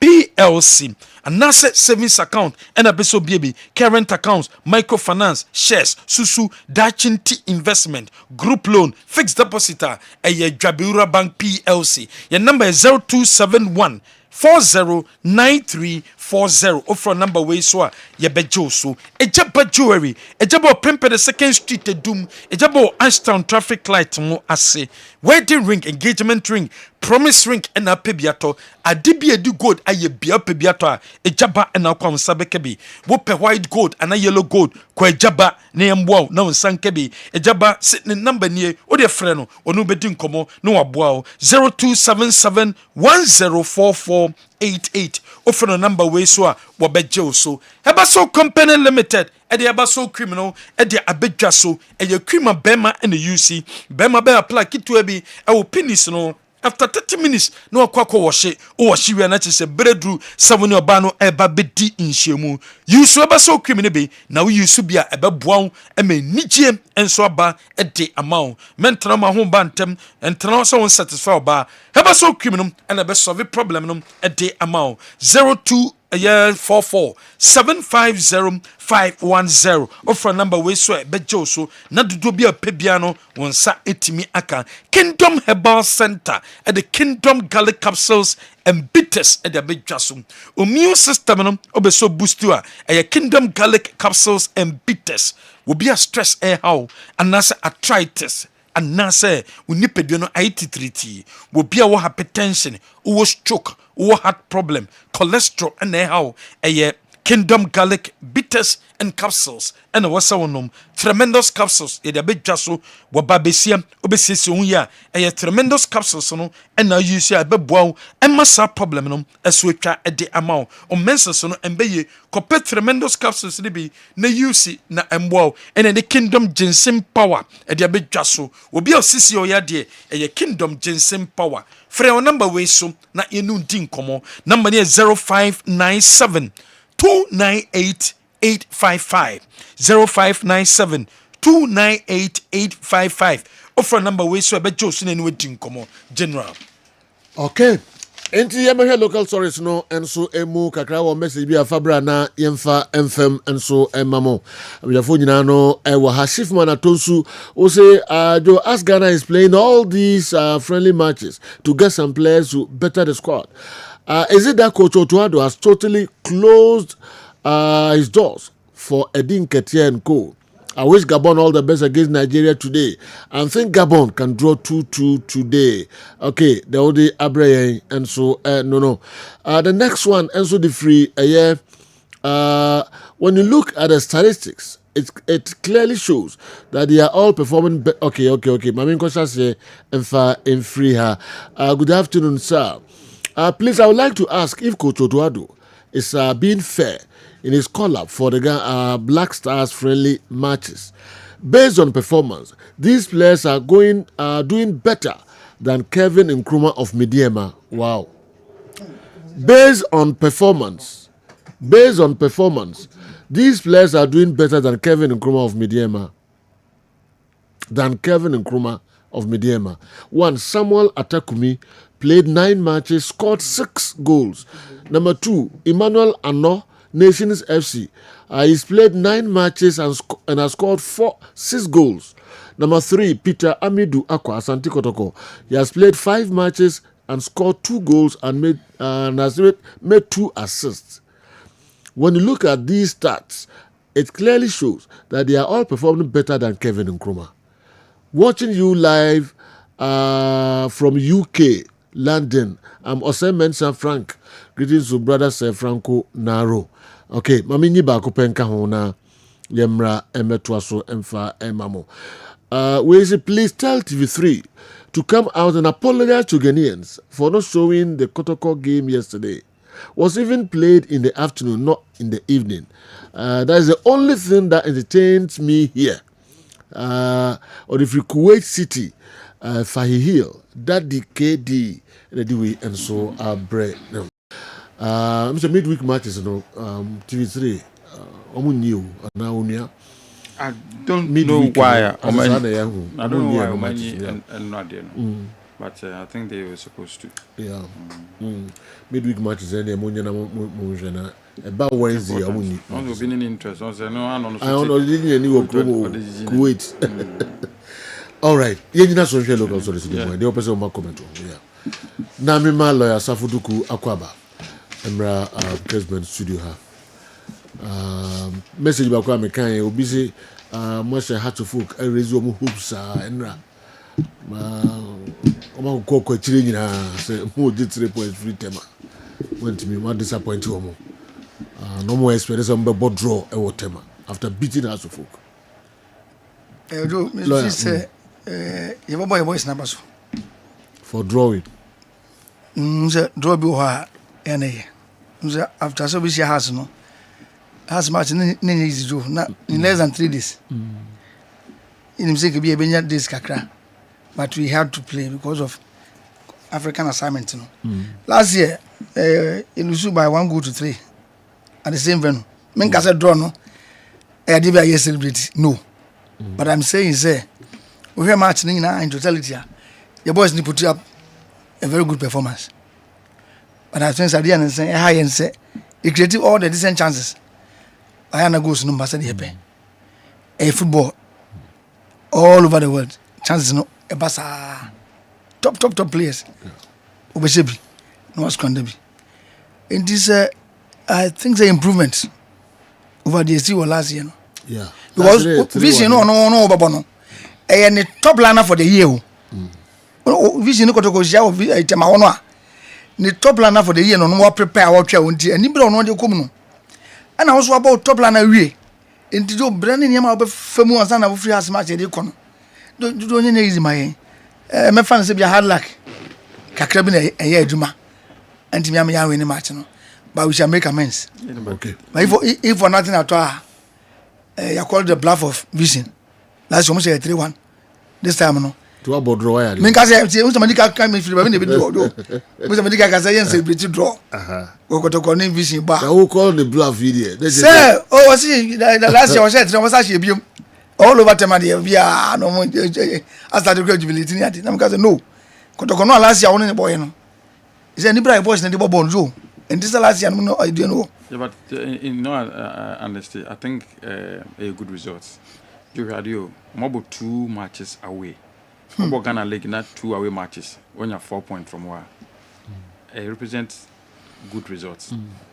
So actually, Ghana statistically, so they see Ghana League, away, and the Hearts of Oak can't win who Hearts any vision. Unfavorable ground. We saw Kotoko support and all can say, Omo Naneno. Says vision, Kotoko vision yet 3, no money has more draw, then no more pay. That you say so from back. I shall have no vision about drawing away. There's no more than results in the Kotoko vision, no money has more draw. Okay. You want to win the league with Donzo? 3 points from lower teams like Vision should be grabbed. If you have a good striker, but you are letting those points go, then what will you get when you play teams like Mediema, Ediana, Samatex with the same striker? I think the attacks on those, it will be unfair. They are Uframan on Yamba. They are starting league. About 8 but this is about 8 to what dead on arrival. Kai donzo buy asema ayibe kafan ho ano person ka mo was no na je obo obi enu ni pedigree obo papa and I no assess o de me mai we aduma no assess no cry ya che go no and when it mattered most against House of Okunya penalty na player betima electing mo se mebo ahye no obo se and against goalkeeper be say Asari or number 1 blasters goalkeeper Joe look at how penalty and so be a man credit kakra but it appears that I say condemnation kwa na hame or your player is doesn't more na be man also say I came as a top striker but be I mean deliver in terms of goal scoring a man you were was pressing or running all over the place it be feel say your man time kakra Joe or the goal scoring so better account okay or the account I see Tinra we are very impressed with scoreline amunya and bad okay. Yeah but me can say so much impressed okay Kotoko vision asem naba oh asem bibi na esintia ben dey na esin be interested say my Kotoko supporters yada because busy omo hu kotoko crowd no be da intimidate no mo hu be da ndo mo fa kotoko say ye ne omo an ndo ko na kotoko supporter ni hu ayi K5 no mo na mo ni ono mo bon sa ze me count mase do na kan ne na kotoko supporter ka ya sorry na oni hu crowd no wa wo mu crowd no obe saranda no be amasama me kan obe saranda wa da be de be sa ko sambre no eseseba Sunday say esese hu crowd no because do na crowd mo hu crowd no bi da ndo mo ba aso mo nya kwai bo match ni bi e fa di keke kotoko crowd pa no intimidate no hu bi da wo jo adriana must be silenced on Sunday is almost form pa almost form so mo na da league in the top enti esese yan person league na say stop wo mo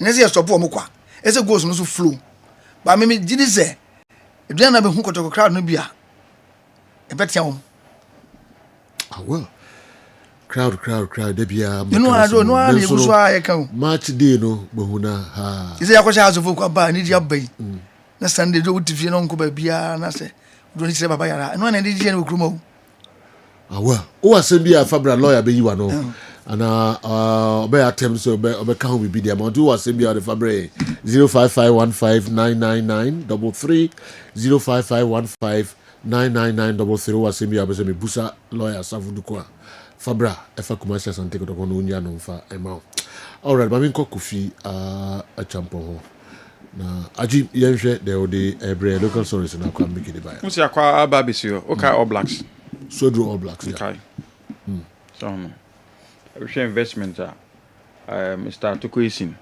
in ko for your team ni mu ko team no stadium hono na meet standard they had to build a new changing room with speed omunye pitch na grass no they had to work on it and then normal but it sounded so one in a way when they went and brought in Egypt for the coach team and they say whether ombet wa omo pedigree ni saying number team system I don't remember but I think maybe one of the officials then discusses how they will say I think the call wasn't right at the same time because your Blacks so I feel my qualify by way mo you want man statistics in the year Joe about affect you mo and who are winning Ghana habia no Sweden one of the players omo ball pa they love their football and the quarantine na me ya ka kire you say omo nye do baby na mo team start league no Sweden and so move away from there ko move through na one team start here na ya o di baba kan kwa no bo supporters na lose interest but interest omo the ball division 1 qualify by na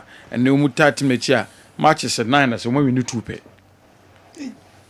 so no 9 matches when we need 2 onye omo omo the muzzle the texting na omo league ni team prepare be kwa we are no one say we wa fe na ofi division one na back na Joe we na wo kire wa the Egyptians clearly are failing but according to supporters some catch management so more time kakra time no so what tete abetie no na ne cha no so no Ghana Premier League no mo je ne say na ekone ni mu anisa say hu yi ba aduana no mu start league no tama mo say APL for ba so mo be twa matches na ye call Ryan Speti Stadium call do ma catch me say afi o mu be league no aduana yes start league o aduana na me catch road tama ye call Ryan say stadium no kono mo catch say afi o mu be league no and look at baby o mo da say just it adenu yi no hu kotoko omukobo Africa we film ba masha say ka 2 matches me boa mo 2 outstanding matches kotoko 15 points ombo 2 outstanding mo win 2 na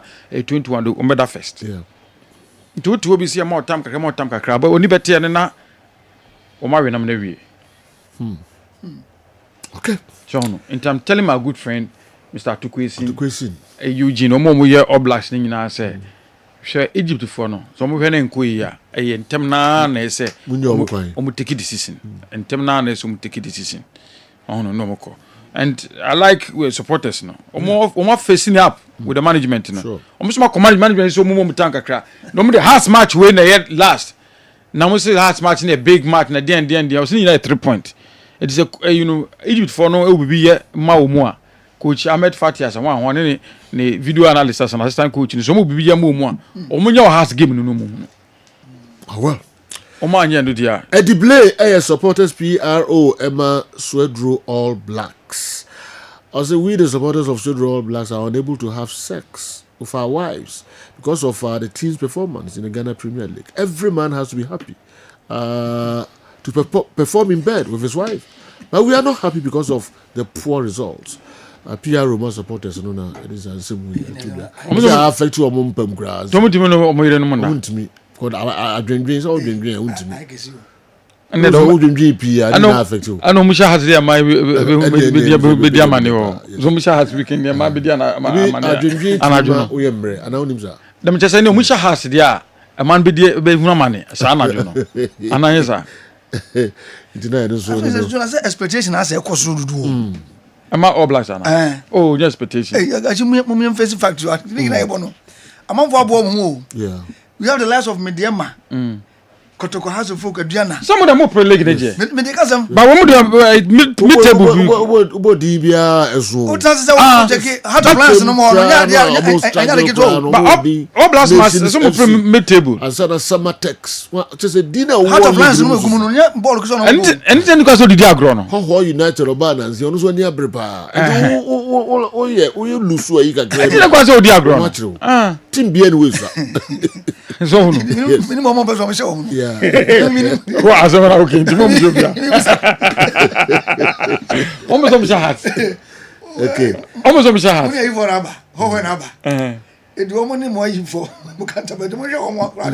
Oh no, pa. You can form fast recruitment near the stadium. Money break. But I call outside call for a foreign coach. They say, hey, we need business. But you who matches now, seriously. Mr. Crazy, investment to answer. I'm not crazy. I hear women now, or my women now. I install investment. Sit when now.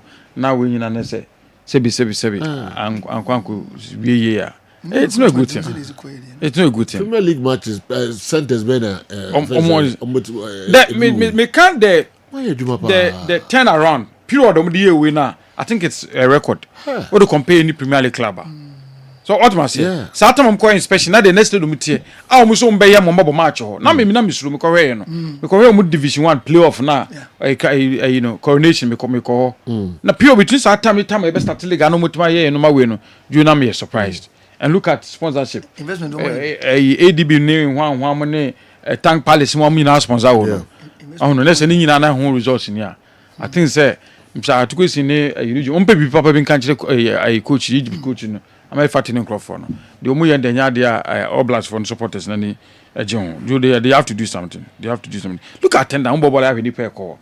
TV the results are coming and Kabon will say, you know, I bet imagine with Tisika Cradia Momo, we stadium. I'm not going to coach inside of the story. It's not baby. If you're coaching some nobody.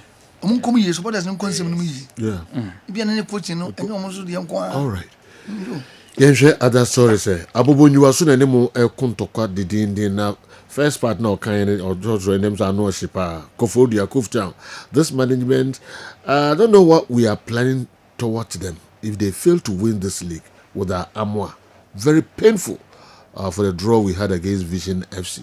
We're all expecting a win against Vision FC.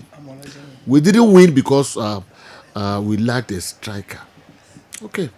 In terms of what planning be a tremor, someone in the league now. I'm one I'm cotton no. I sure whoop up. Inti almost tremor. Somebody league now compensate you. Koftown, Abu Bonua, the way I pray. All right. My name's Obaka Hobby. No, I'm what you know. The answer you can't want someone say. Joe, what you say, but I'm only. Just what you say. No, could be say. Oh, I am some Miss Mummy, Mamma, uncle. You actually because the jury belonging in Zambra. Kodokono, we are in the Obako. I did high injuries. Unse ya strikers bebre ho a mo kwabare san ko mu nyina e kan kwambuku ya striker o injury Felicie Bafo awuchi o injury o kan ho minta obi an so ni minta se de ni ball positive jo wo mu nyina na se injury enti ama ya ye a bit tight kakra at the same time because I would to players so a na complain about mo ya more signings. Did you manage this situation? No? Okay. Because we team do obi adimese go on any day. Obi adimese go. Inya botrans ajo. Yem pese de bia na ye blotu squad ne sa na dos na we be no so e cost process. Can so e master ye pen. Okay. Ti dey e can say Kotoko players money just signings who pass supporters. Joe Meboa. Yeah. At the same time, some are criticizing against sign of players. But Joe says you cannot ever honor your sign here. You know, say player we so no you yank akofano. It's na me say Joe gate process no o me improve no. Said you no yamna man yafe. Apart from said Kotoko street no emu ye du no. Sika so be team no. Am here team no Joe. Okay. You know who players ni bi. Aya na ya kono senka. We ba no we banka we ye na ke bebre titi bench. There was a time Kotoko bench no we ha hu de. We in every club and then no Joe sika 17 mo me hwe ni manage ni here. Okay. Me call supporters the Sunday. Yam feel baba yara. And all other subsequent matches near where say management then you don't pay more. Trackers ni am can be wo. Okay. The sika sem na is a continue born be that. Ya mon can cross chairman for. You say no cross some Albert. Of course. And we have to. Obi can the end we have to. Do. In the circumstances near fire on let's say turn. Yeah. Okay. Tell Lawyer Savaduku that they should be interested in what the NSA does at the Bayara Stadium during match days. The washrooms are highly unkempt, and that's very bad. I would also like to know if CAF will allow us to play our African Cup games at the Bayara Stadium next year. Kindly update us. Pius Kwaso, and so. Interested. And I'm for such a also, we are interested. Next year, any seat, no Sufini, and there's a Kotoko. You're interested. It's a good call. So the work also some way interested. This year they are cool. Next year, Juma day. At the end of the year, next year Africa. You go to say about Africa next year. I don't work as a good call. This is the time. Intimate say, Minister, no, come on. No, apart from that, also I can watch match days. During match days. Yes, I say Kotoko you're interested. Babu Kaza name Juma. Because we are yes, it's true. Yeah. So now being in the family or in the family, especially. Sorry to say this. Yeah. We say my peculiar. My mom used to toilet and papa pay so many infection. Yes. So on was that. Yes. Remember they could not tintin. Sebi. So we can't idea na munya flash. We not tintin so no dey go down. But on bad there they struggle. So bad no be who side na next time no on bad stadium. If I don't know you can sit. Did all can say Kotoko you interested. No be ma NSC for. It's true. It's true. Yeah. Sometimes environment na hard yes. Okay. They have their challenges, but you know Mokasa. Okay. Well, one other message about Mima Kofi before back confirm na. It's good. Say police force are responding to House of Folk. Say now they had a meeting with the regional commander in Accra. First thing he did was to apologize for the whatever happened between police and any House of Folk supporters leadership and any safety and security officer no. And now I show me some investigating matter no. Joe is the way to go. Yes, because you must coexist. We are my House of Folk level no take you much letter ko meeting na no. Next time when deploy police no ko ha, be careful in how we treat ni pa ho. What I say? I like it so. I like it so because yeah you need the police. In policing football matches, I say you need the police. But once again, every time you me kokudru ani asan yachi, there's sports policing. Before special unit of police, no much room is here sports policing. Because Joe sports no, even though nipa na but I want to a bit something unique kakra. I don't know. Tension, pressure, no matter the behavior na a bit different. Into ko baby or marshal training police for know how to do police sporting event. They were so much reacted to incident, Joanna a bit different. Okay. So on the channel. And yet we and I share 1911 see me see what his bra, but me no refer to. Because they thought that at that moment the police overreacted. And even though I called to protect lives and property, but if you no more you can't fast or do fast or bit me I come in the down or bring the situation under control. And I think it's once again going back to the same thing. Last year we had a series of meetings with the IGP would say we even if a tesano police for no koya more special training and my sports so we see a sporting event will come back and be facing same issues and how to focus.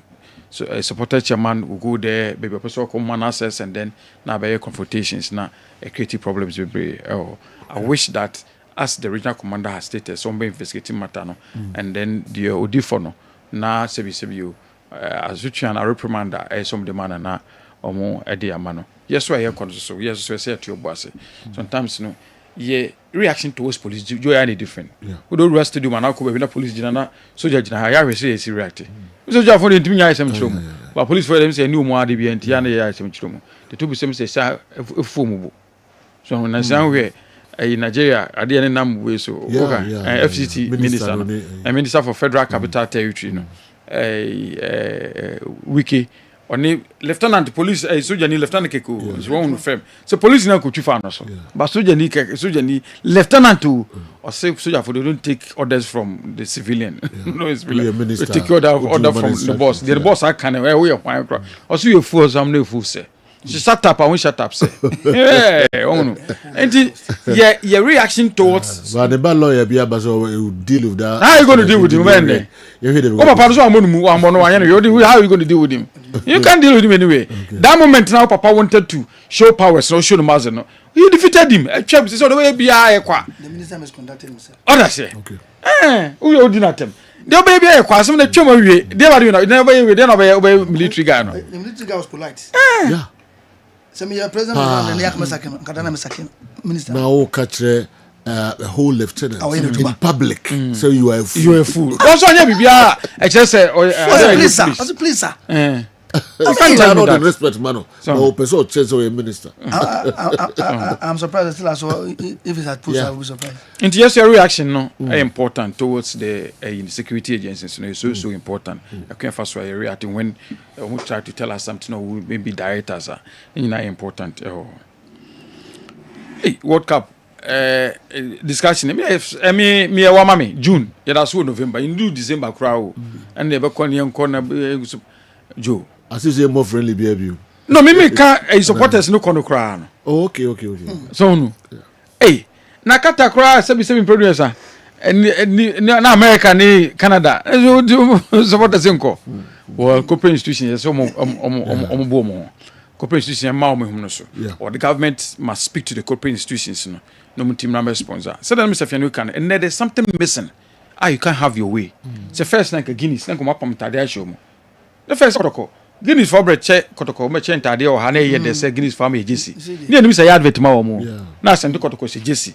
That's sure Guinness Ghana Guman Kakraka. No bollig match come say a free no one just yes. Those days no. Yes. So what the Jesse now how much Jesse? Wow. You don't just have to at his cousin. So no na about TV so na if so much change but then no say we assassin even no man no stadium supporters some stadium no on pump tade show no the Guinness go anim because some na sponsor to ticket am mo stadium na TV capture mu a look at advertisement or am Guinness omo Black Stars wana o hinba chance ani na sponsor Black Stars no Guinness mom and na we dem get it yo ABC the one titi no mo ball league no omo team be check kotoko je actually omo company ni go anim no ma sha bobo.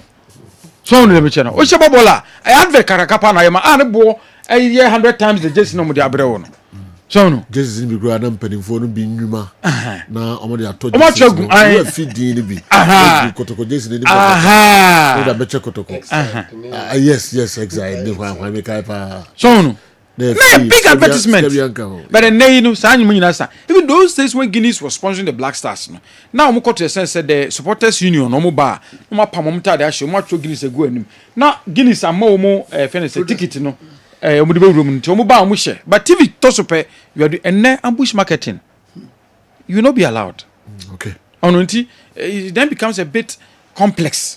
I want to say corporate institution by some sponsor for America no it must be done in such a way say they can also receive whatever mileage and I say they almost all pay women in giving out the money to support Grafon with Macon. I think that between now and June there we must find a way.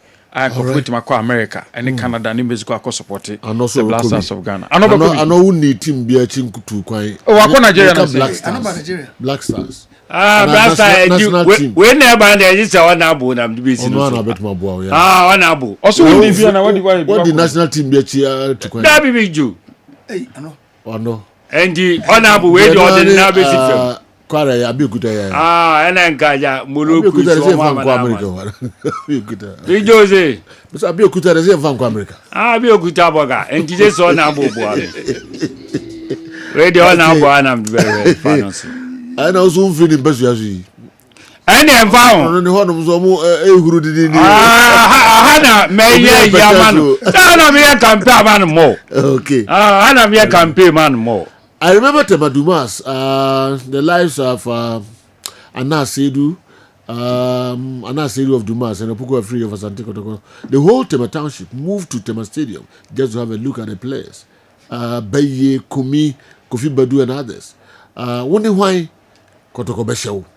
Gone are the days. God help Kumasi Asante Kotoko again. And just so a Sailing Pong and a Daniel. And the message we and so a free a buyer. You see, And the San Hatch of folk netted less than 200,000 Ghana cedis from a gross in excess of 500,000 as gate proceeds from the super class. As a result, they are considering moving their home ground to the Legon Stadium due to high deductions. Generally, I believe this is an opportune time for a turnaround for the two big clubs. The government is keen on investing in and reviving local football. And so both clubs can leverage the affiliations of some key personalities in their clubs of the NDC government to drive home their petition, just like the entertainment sector did. Julian Caesar, the way Abba. Okay, and who you about? I know how to focus on the idea some colleague. Before the Kotoko match, some Kobo matches. When I don't know, maybe an initial match on board and not deductions in a year, but that was even before the Kotoko match. And James after Saya, Omoneti more than 500,000 Ghana. Na grosso 500,000, Omoneti 200,000. I'm sorry, I see they push you more. But what's the capacity of the two stadiums? And the Mummy was in Gamon Cambom. Oh, capacity or can deductions. But I'm saying, say, Okohanzua, it's less size. Now they're still more Yamabruswa. Oh, at least I'm saying, say, deductions, no, I'm just I'm saying the numbers now open. I want to charge you 2 years. And it's come open support. Okay, do you see the entertainment sector here? And the more clubs, the more come on, Namufasa. A petition. Don't I say after the demise of Polino, 2 clubs no share no na e kan ya yin yeah. And I do baby na say. So what happened? Ah, do baby say mun hu dey see. Katre, dey see. Oh, yeah, you better university. Has wo ho. You better university. No be so kan no. Of course. Yes. Has you who free? Do baby no now as the rush to start the league no. Obi a FSC ball league na fi na koto ko yakoyen. Okay. Say mo wasem a. Because mo dina wo no so e dey aye demand bi. It's na kan ho bi. Yeah, okay. Kusa ji a dey ko efi na kan. Target process won to design san many na. The dey say mo me no be kan bo ma ya dey ana. Men ka say dey. Na fi dey. Still opportunity no. Okay. You see, you know, I can grab you on that. Say has a move echo Legona. I'm sure pa say in terms of deductions. So when you items are more deducted after league game now. Yeah. Ubehu say here ensisa. Me jitum say yeah. Say Premier League club bobo no be we obetua ni players sika or bode wu wa ye bibi obe we sika obenya no. Less than half of Scanner Stadium now. It's wrong. Whichever system, whichever mra de ahyehyɛ anu nti e ma ne kɔba sɛ wabɔ match awie match na ɔbɔ no sika ɔde free fie ɔde aircon less than 50%. Nti ɛsɛ sɛ revisit the whole thing. First of all, moving from Accra to Legon, VAT untua na ubetua. Deɛ na utua na Accra no the same percentage ubetua. GF ni gaka percentage ubetua na untua ubetua. The omodidima gate checkers any ticket sellers ni nyina ubetua. Lego also may have their internal also. Almost so any sa nneema no e wo ho security any sa nneema ni nyina say police for na akofom bae so okofa medical team be free komfanochi okofa St John's ambulance okofa hwan at the by Red Cross and say ombeka cho so mun charge but we dey abetua in TNT sa nneema ni nyina how full so consider ni nyina na still around Pelegon. General, I'm raising General, I'm raising an issue. Say, we got some like will go. Oh, you lack. You suppose it's because I'm Mati. All right, me too. You see, my issue. You say the whole thing. First of all, Ghana Police for mobile, fire service for mobile. Any say name no. Enti yen to me nkaso mo ya ban adwuma yefo. Enti mo be say adwuma na.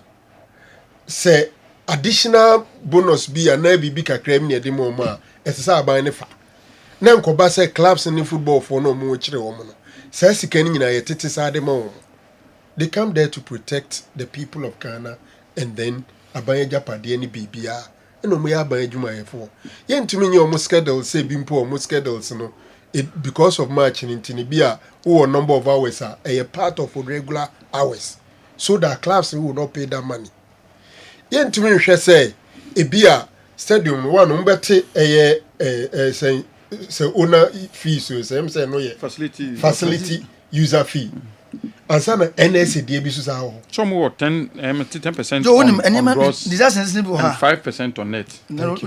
Thank you. Oh, say, she say 85%, 10% on gross. Yasa 5% on.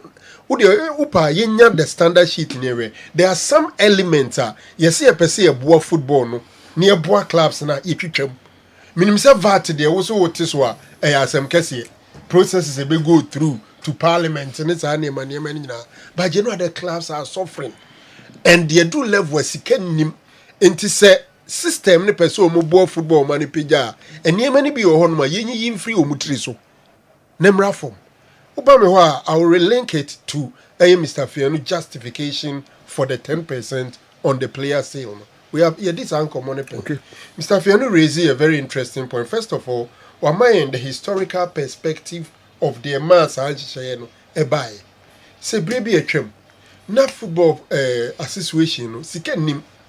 Edu baby kura omuko high hotel ko bobusia na obehwese efe ni ko bobusia o baby ni ade oni sika o baby a. Enti clubs ni nyina ko hyiaje to mu say efe no na organize football in this country. Enti edkwan be na yen clubs no yenso yebetima bo efe for no amoma organize league na maye. Sa na tie de a ye ton player bi a yente 10% and a Gaka for say any mother situation enti yeso ebeji share wo mu ni ade. My argument has been said somewhere 1990, over 25 years down the line, and as I'm running, is the FA in the same situation? The question is no, or the answer is no. Because even if you take FIFA forward alone, or my FIFA forward 1, I FIFA forward 2, now we are in FIFA forward 3. FIFA forward 3, no medical children say, yeah, what a year for goal project, which is there. And no more the Yesika a 4-year period. 4-year period now $5 million US. And no more member situations. Every year they give them 1.25 million US. Who started this in January? Near about 600,000. Somewhere June, July, they give you 625,000.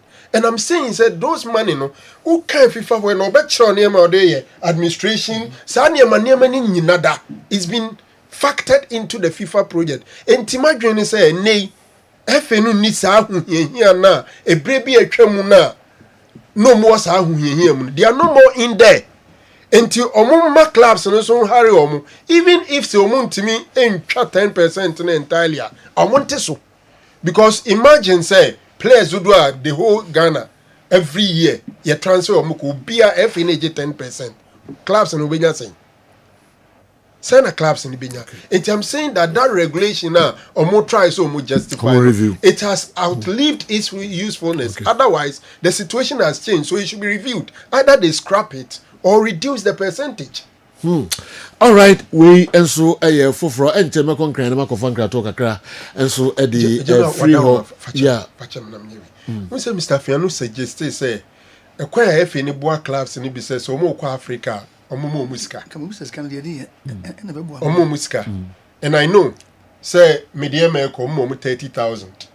Dream Service Mekai after Omoni Milo game away no Mbaena Omo Fina publishing on website, which I've crossed checked. Before the group stage, they gave them 30,000. Lawyer to him in Samo Muji 30,000 Nibia.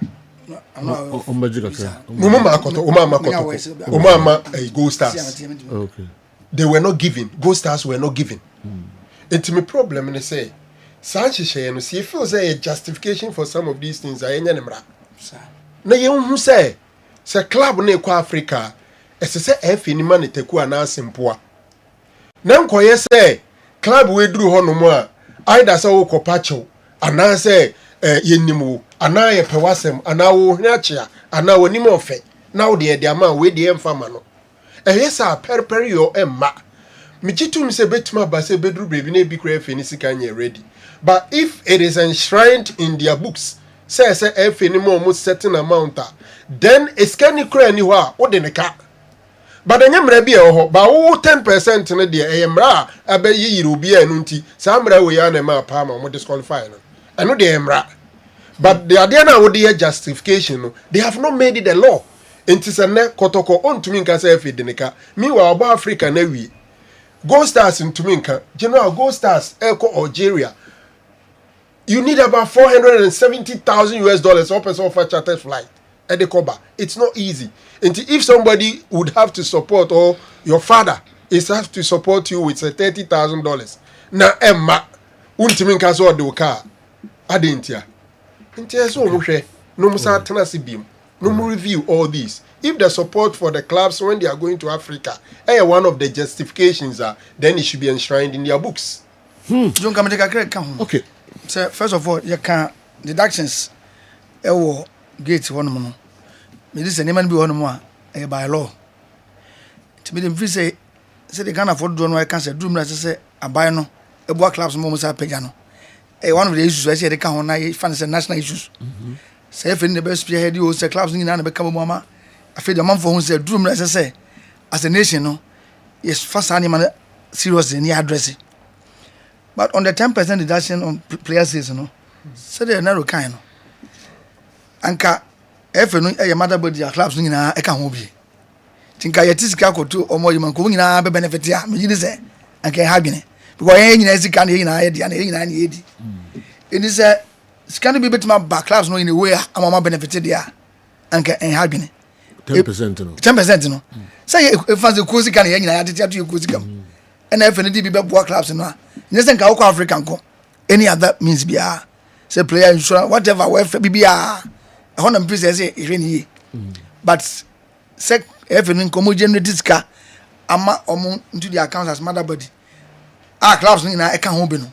Say clubs ni na be benefit dia. Do say can say boni bia. But you say hu de ska no. Benefits their clubs na yeti sika no ombenya afrimu ebi na no go kan Africa ko yemi hu say every sika bi be so yas na in fact but me think say bi for now me not aware of any such benefit. This me find out. Okay, Kessben Television, Kessben 93.3, Kessben 92.9. Dodo anwa pim so action live e DSTV 364, Go TV 121. You have stayed in Libya before. If you wake up, then you are 1 year old. Okay, let's say Adia Chua, no diafi. I'm saying bro for yeah. Adia Chua Libya, no diafi. Why will you sell a player without receiving a penny? This doesn't add up. Prince and the way Abba. Only we were near to me. It is Olympics. Some count the say almost percentage. Albert Amwa amokoto onoma Ali Benghazi omo pe omo de yedede ni na me santi tibia ntisa ka kire me se scanner mo de koto scanner mo je ye no na mo de ton no kra no ye first scanner kra ma mo na mo de oli percentage ama me nim no kra hom de na se ba we say se sa na tie dia de na the player be ma football club e wo Libya of all places na munyi kapre kra oh do say afito ha no we di afi na then one penny kra mo enya mfrim class had no me answer kra na is it true say first of all say nipa etikro ma bia ni wa ho sa all over the world nipa ahwe ni edit ba bia football activities e cause Libya do the woman say player transfer a process what you say a contractual issue say a sign agreement say we see abese enti eno kra say player no yes I don't know how sign no ano need this guy ensure and you now you belong to FIFA emra o bi entim for bi ezikani but we go through process player by medical bibia koyie nyame adom bibia koyie you start to go small or start to go but I'm towards the CIA no I'm here to find out from the finance department say scano have 2 months into but I'm saying say ojo yen jam say asem so ka and say the jodo kan in the don't Jimmy the transfer was occasioned maybe how many weeks now Kotokoni ya work boy. 3 weeks. And I'm saying let's say ne kase. And lawyer kase we find out from Wadi. And it's just last week the last 2 weeks number. Oh, me say I'm yet to brief on that. Into something kind of prayer. They say yet say player turn a process. If you back on the community. Obi hasn't him for bias can. Is an emergency in football na into obia emana come Antonio James say Kotoko captain Minkabia and we you go jump on him Dr. Frank na on him. Okay, Kovina I say okay, but there are 2 ways. Yeah. Obi the crash say obi team for bisika need there. And so your kwan say every time be say obi hia no there. Wait me adu sika no and money me and I say you go through man's 2 way to claim your money. And that is very notorious with North Africans. Yes, Libya, Tunisia, one. It's anonymous with them. So it's kind of between and after we just oko famra kwan so dey kwa how dey be edo e ko twen ansa na o matua o ntimi no se nkofo do nam cars you know mo aso Africa minim circumstance no dey e transfer no but transfer bi watimi so nipa ko no hia player no se na etua meka ansa na on otimi tua on meche no no bi was asa na wo force on him nti no mama payment terms so what I don't think no ya timi dila na o mutimi default payment no nti minim arrangement akọ no say chess kan ma no intense eno dey let us yenye Franco ta say Joe say enay in this year we all over the world say enay chess kan ma no intense Joe a process na but make them say o ma at least o ma kire o payment plan o of course we have the agreement no bibia no become na fa na o ka say na no agreement one na o dia ka say you can so that says Kaba is Kaba na even the agreement terms which say so mutia and one dia say na wo be no criteria here but also and na give charges can trans and it doesn't work terms no oh nobody you could have demanded say the first week you know I so mutia o say Kotoko sika kapre banka babia okay that is a good thing North Africans you know mo payment plan bi mba ye ndi nsese the first one you know mo na divia enya nru o min ka payment plan first one me say I'm here to confirm okay all right departmental was here no so but now why can you say it departmental Olympics fair say omo akusika no ho abra sika no kra nya ma meto no me nim ska mo de akoton no bla bla bla bla bla say mo ye say mo bread 30 or 40% mu I don't know percentage no na 30% right nti fair so leave out be say adene say so argument to Olympics nti ka bia na ya and say kotoko ni omo DBB say open kotoko supposed to okay kotoko supposed to inform Olympics. What I say because no more agreement. We not go far no. Now far so we stake go play anymore. Into what turn no. And yet chin trying. But what turn no maybe one inform say oh player na no de my no in same percentage that turn scan my. O mama e bia ma shebo so me answer be bantia ba mo do me de be mama. Na be so. I did na money. Emunya say Olympics ekikempa. Oluba nko na kasa. Ana me But so a part of Olympics. In fact, you raise some of the issues go make me feel say na hu here so be release. As is so public debate be which is not necessary though. Okay. Kotoko ni Olympics any etias here top player. And information here you be a contractual issue now. Yeah, so we always to Kotoko refer to the contract. It's not here say public debate kwa akotoko engaging animal. Okay. All right. Intina and so I don't know.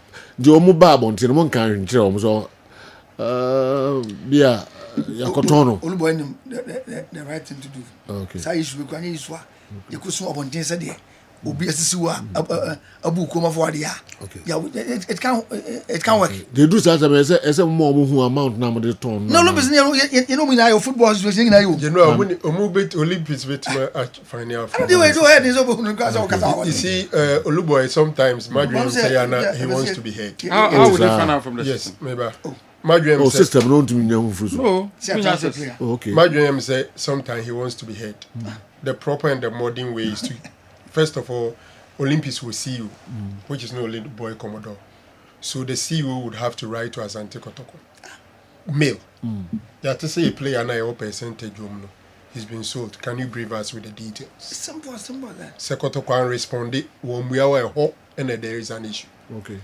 someone mail inquiring about the situation that's one respond there and now what problem. But even when they have not done this, he was all over the place. So mu person mu te ball no so then Olympics can easily write to FA anywhere to get under FA say yeah and the FIFA system no a bad den say player just say be omo ko fair chire ye. Otherwise they can easily find out from the FA if even Sekotoko the omo ka chire omo engineer. No, Olympics they wouldn't have that right to find out Sekotoko is a player, but they can know because the FA is also a stakeholder in this transfer. FA is a stakeholder. And I'm saying FA no entitled to a percentage of that, they will get to know how much is due the FA. And based on that, any other third party or another party to it, can then find out. But so a system. Yeah, you know, under FA. Okay. Now, say Olympics we are under FA. Olympics we who FA 10%. I say FA no baby son. FA is not international. So when we say the percentage. You know, friend is saying the system. I'm saying system. They own team cool be system. For example, because madam for say now you can open the catch. I want to open for you. See, the information should be two way.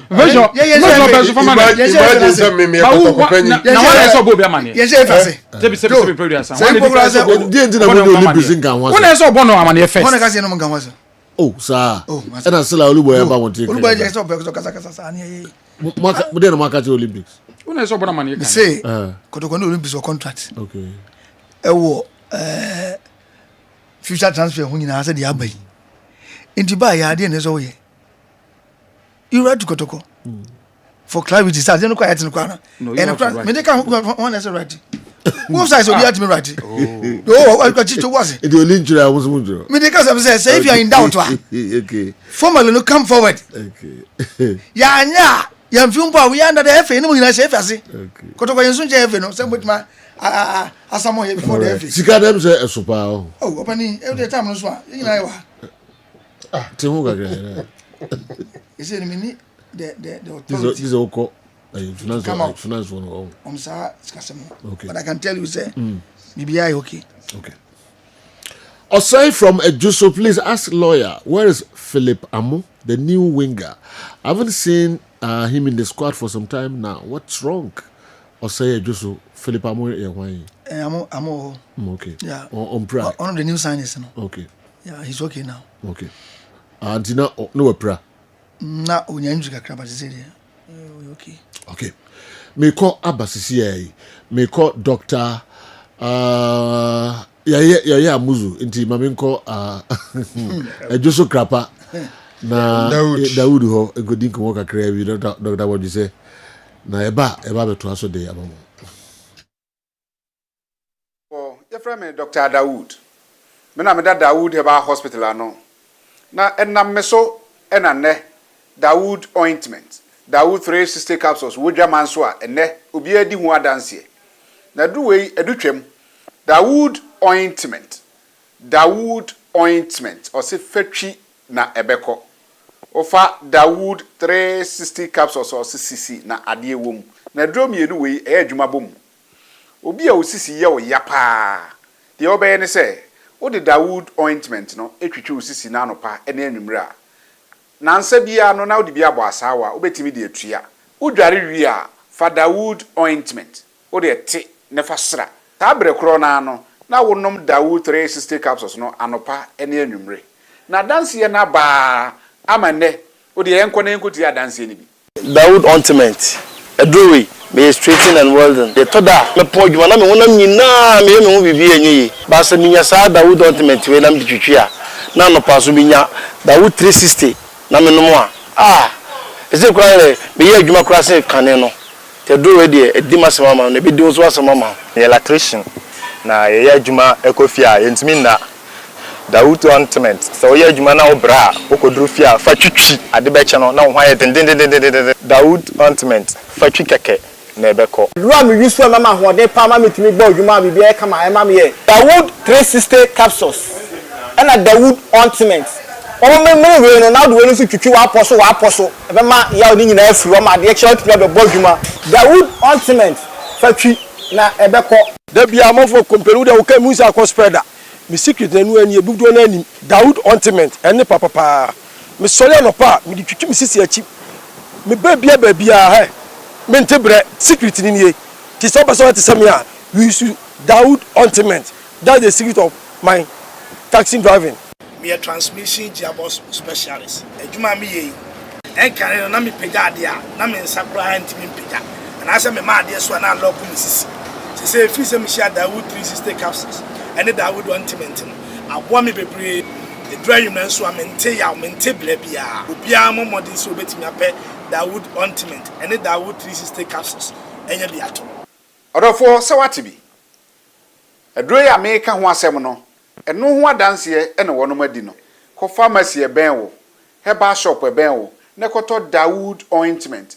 Dawood 360 capsules. Na se de enkrofo di ho adanse no. Wo so be di ho adanse. Wo pese wo frɛ ya. Eno na wo screen ase no 0244 88 64 37 na 020 168 1717. Baby a yeton aduro wo man Ghana mu bia no o de wura house pe Dawood Ointment any Dawood 360 capsules. Okay, yes, I'm back now about Tuaso Kakra de Amamo. Good afternoon, Sir Joe. Hatchfolk paid over 89,000 cedis, 17.5% VAT, over 51,000 cedis, 10% to NSA, all from the gross of 510,000. Aside these two, other statutory deductions such as ticket printing, Red Cross, security, and other deductions were made. Hatchfolk ended up with a net profit of just a little over 190,000 cedis from over 510,000 cedis. Legon charges clubs just 10,000 cedis and nothing more. It's one of the reasons why Hatchfolk plan to move there. However, the main reason why they are relocating to Legon Stadium is due to the bad results they are getting from the Accra Sports Stadium. Some believe they have no luck there and have a notion that it's spiritual. Okay, Sir Lexi, Accra, Medina.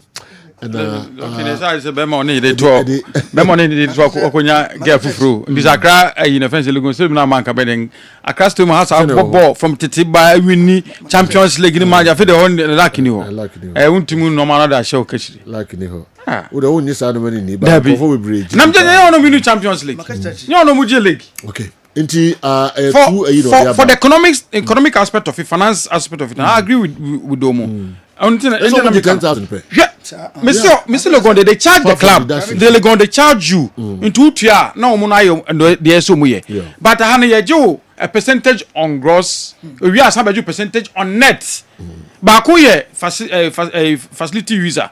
Bakuye the expenditure cleaning 1. All is consolidated.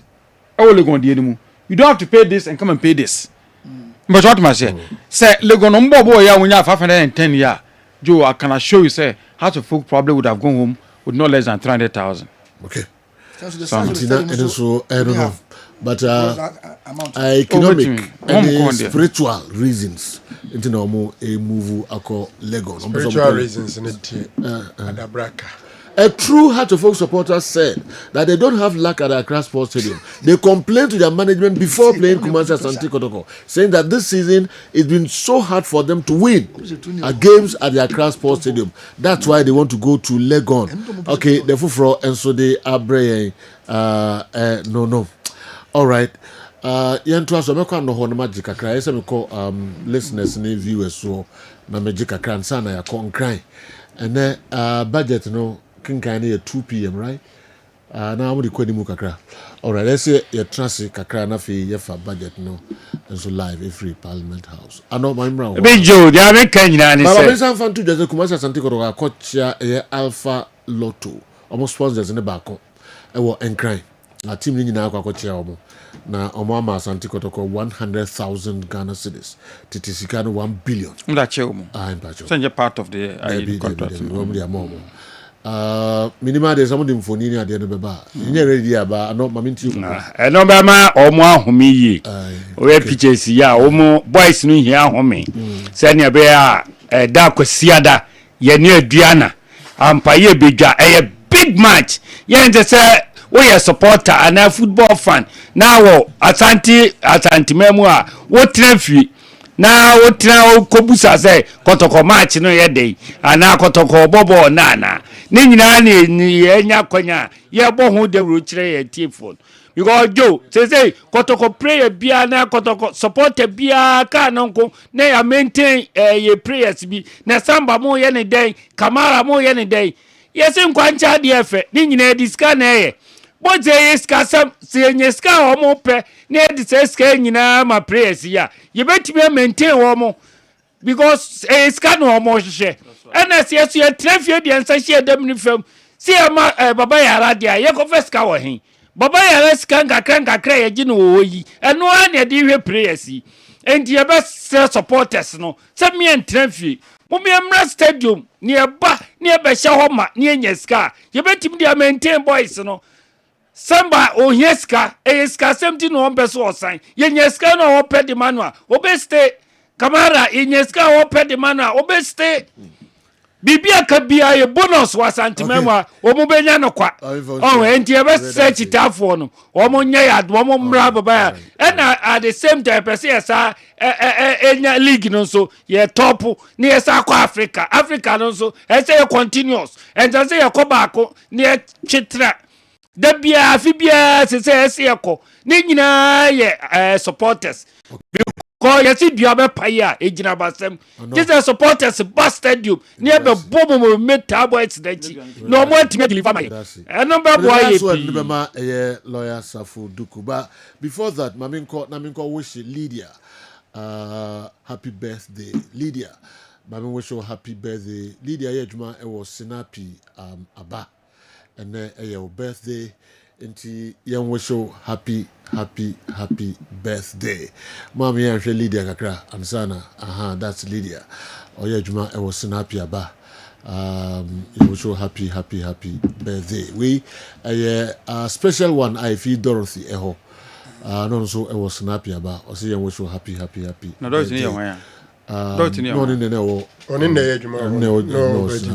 this is only now don't you know how Madam we no yeah don't you hear birthday wish you want to discuss don't you hear Adam for now eba for birthday episode you want discussion if you are down for you can't be at me today until you want to Dorothy come the last in the memo well I'm not name birthday Kessben media more celebrating me so well and I'm most grateful e ka dia ba kaka ho se mo na nwie pay catch me Zaku mani nwie pay ye mo sa fulu ko anyimre ye be fa pie baby I de be mo na mo di me pie ye dey do pie wo di birthday no ye dey me ya juma ne ye na ye ashe na asem na okeka free no me ya juma ne ye ade wo ha no wo di birthday a wo bi kakra e de mo ho nyina enti ye be da mo se de me se e she ho na we had to folk 11th November and an happen 11th November Safuduku 12th November what going on isn't it me come here woman who's it me come here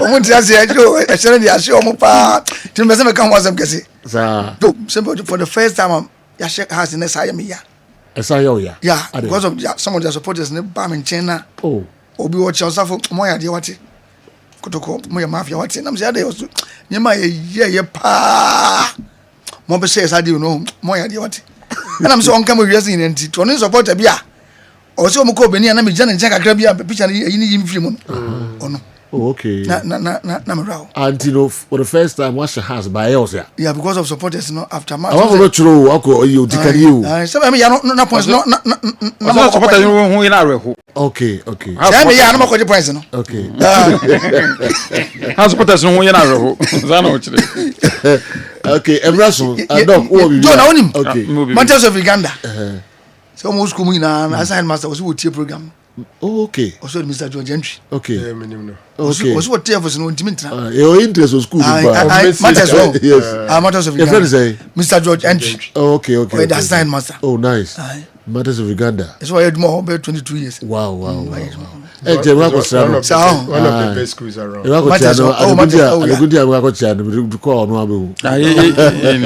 Matters of Uganda. Okay. Money no. You must have man. Oh. Any above admission consider. So don't come with it as Kofi, you're concrete. BMSO number 1, and then I should be Penny Patrick, Attackabna, Mutafen of Ata, me boys in Bako Michael Papa. Okay. Timothy, many BMSO number 1, every all right. Okay, nti yɛmfansia nyame yɛ adom a yɛbɛsane mu atrase bi yɛkɔ nkran na ɔma yɛ agbɔbɔ na ɔmde awura parliament house na afei budget no yɛtie deɛ ɛno so ɛbɛkɔ yɛda mu nyinaa ase yɛnsan ɛntrase nyame yɛ adom a ɔkyena akram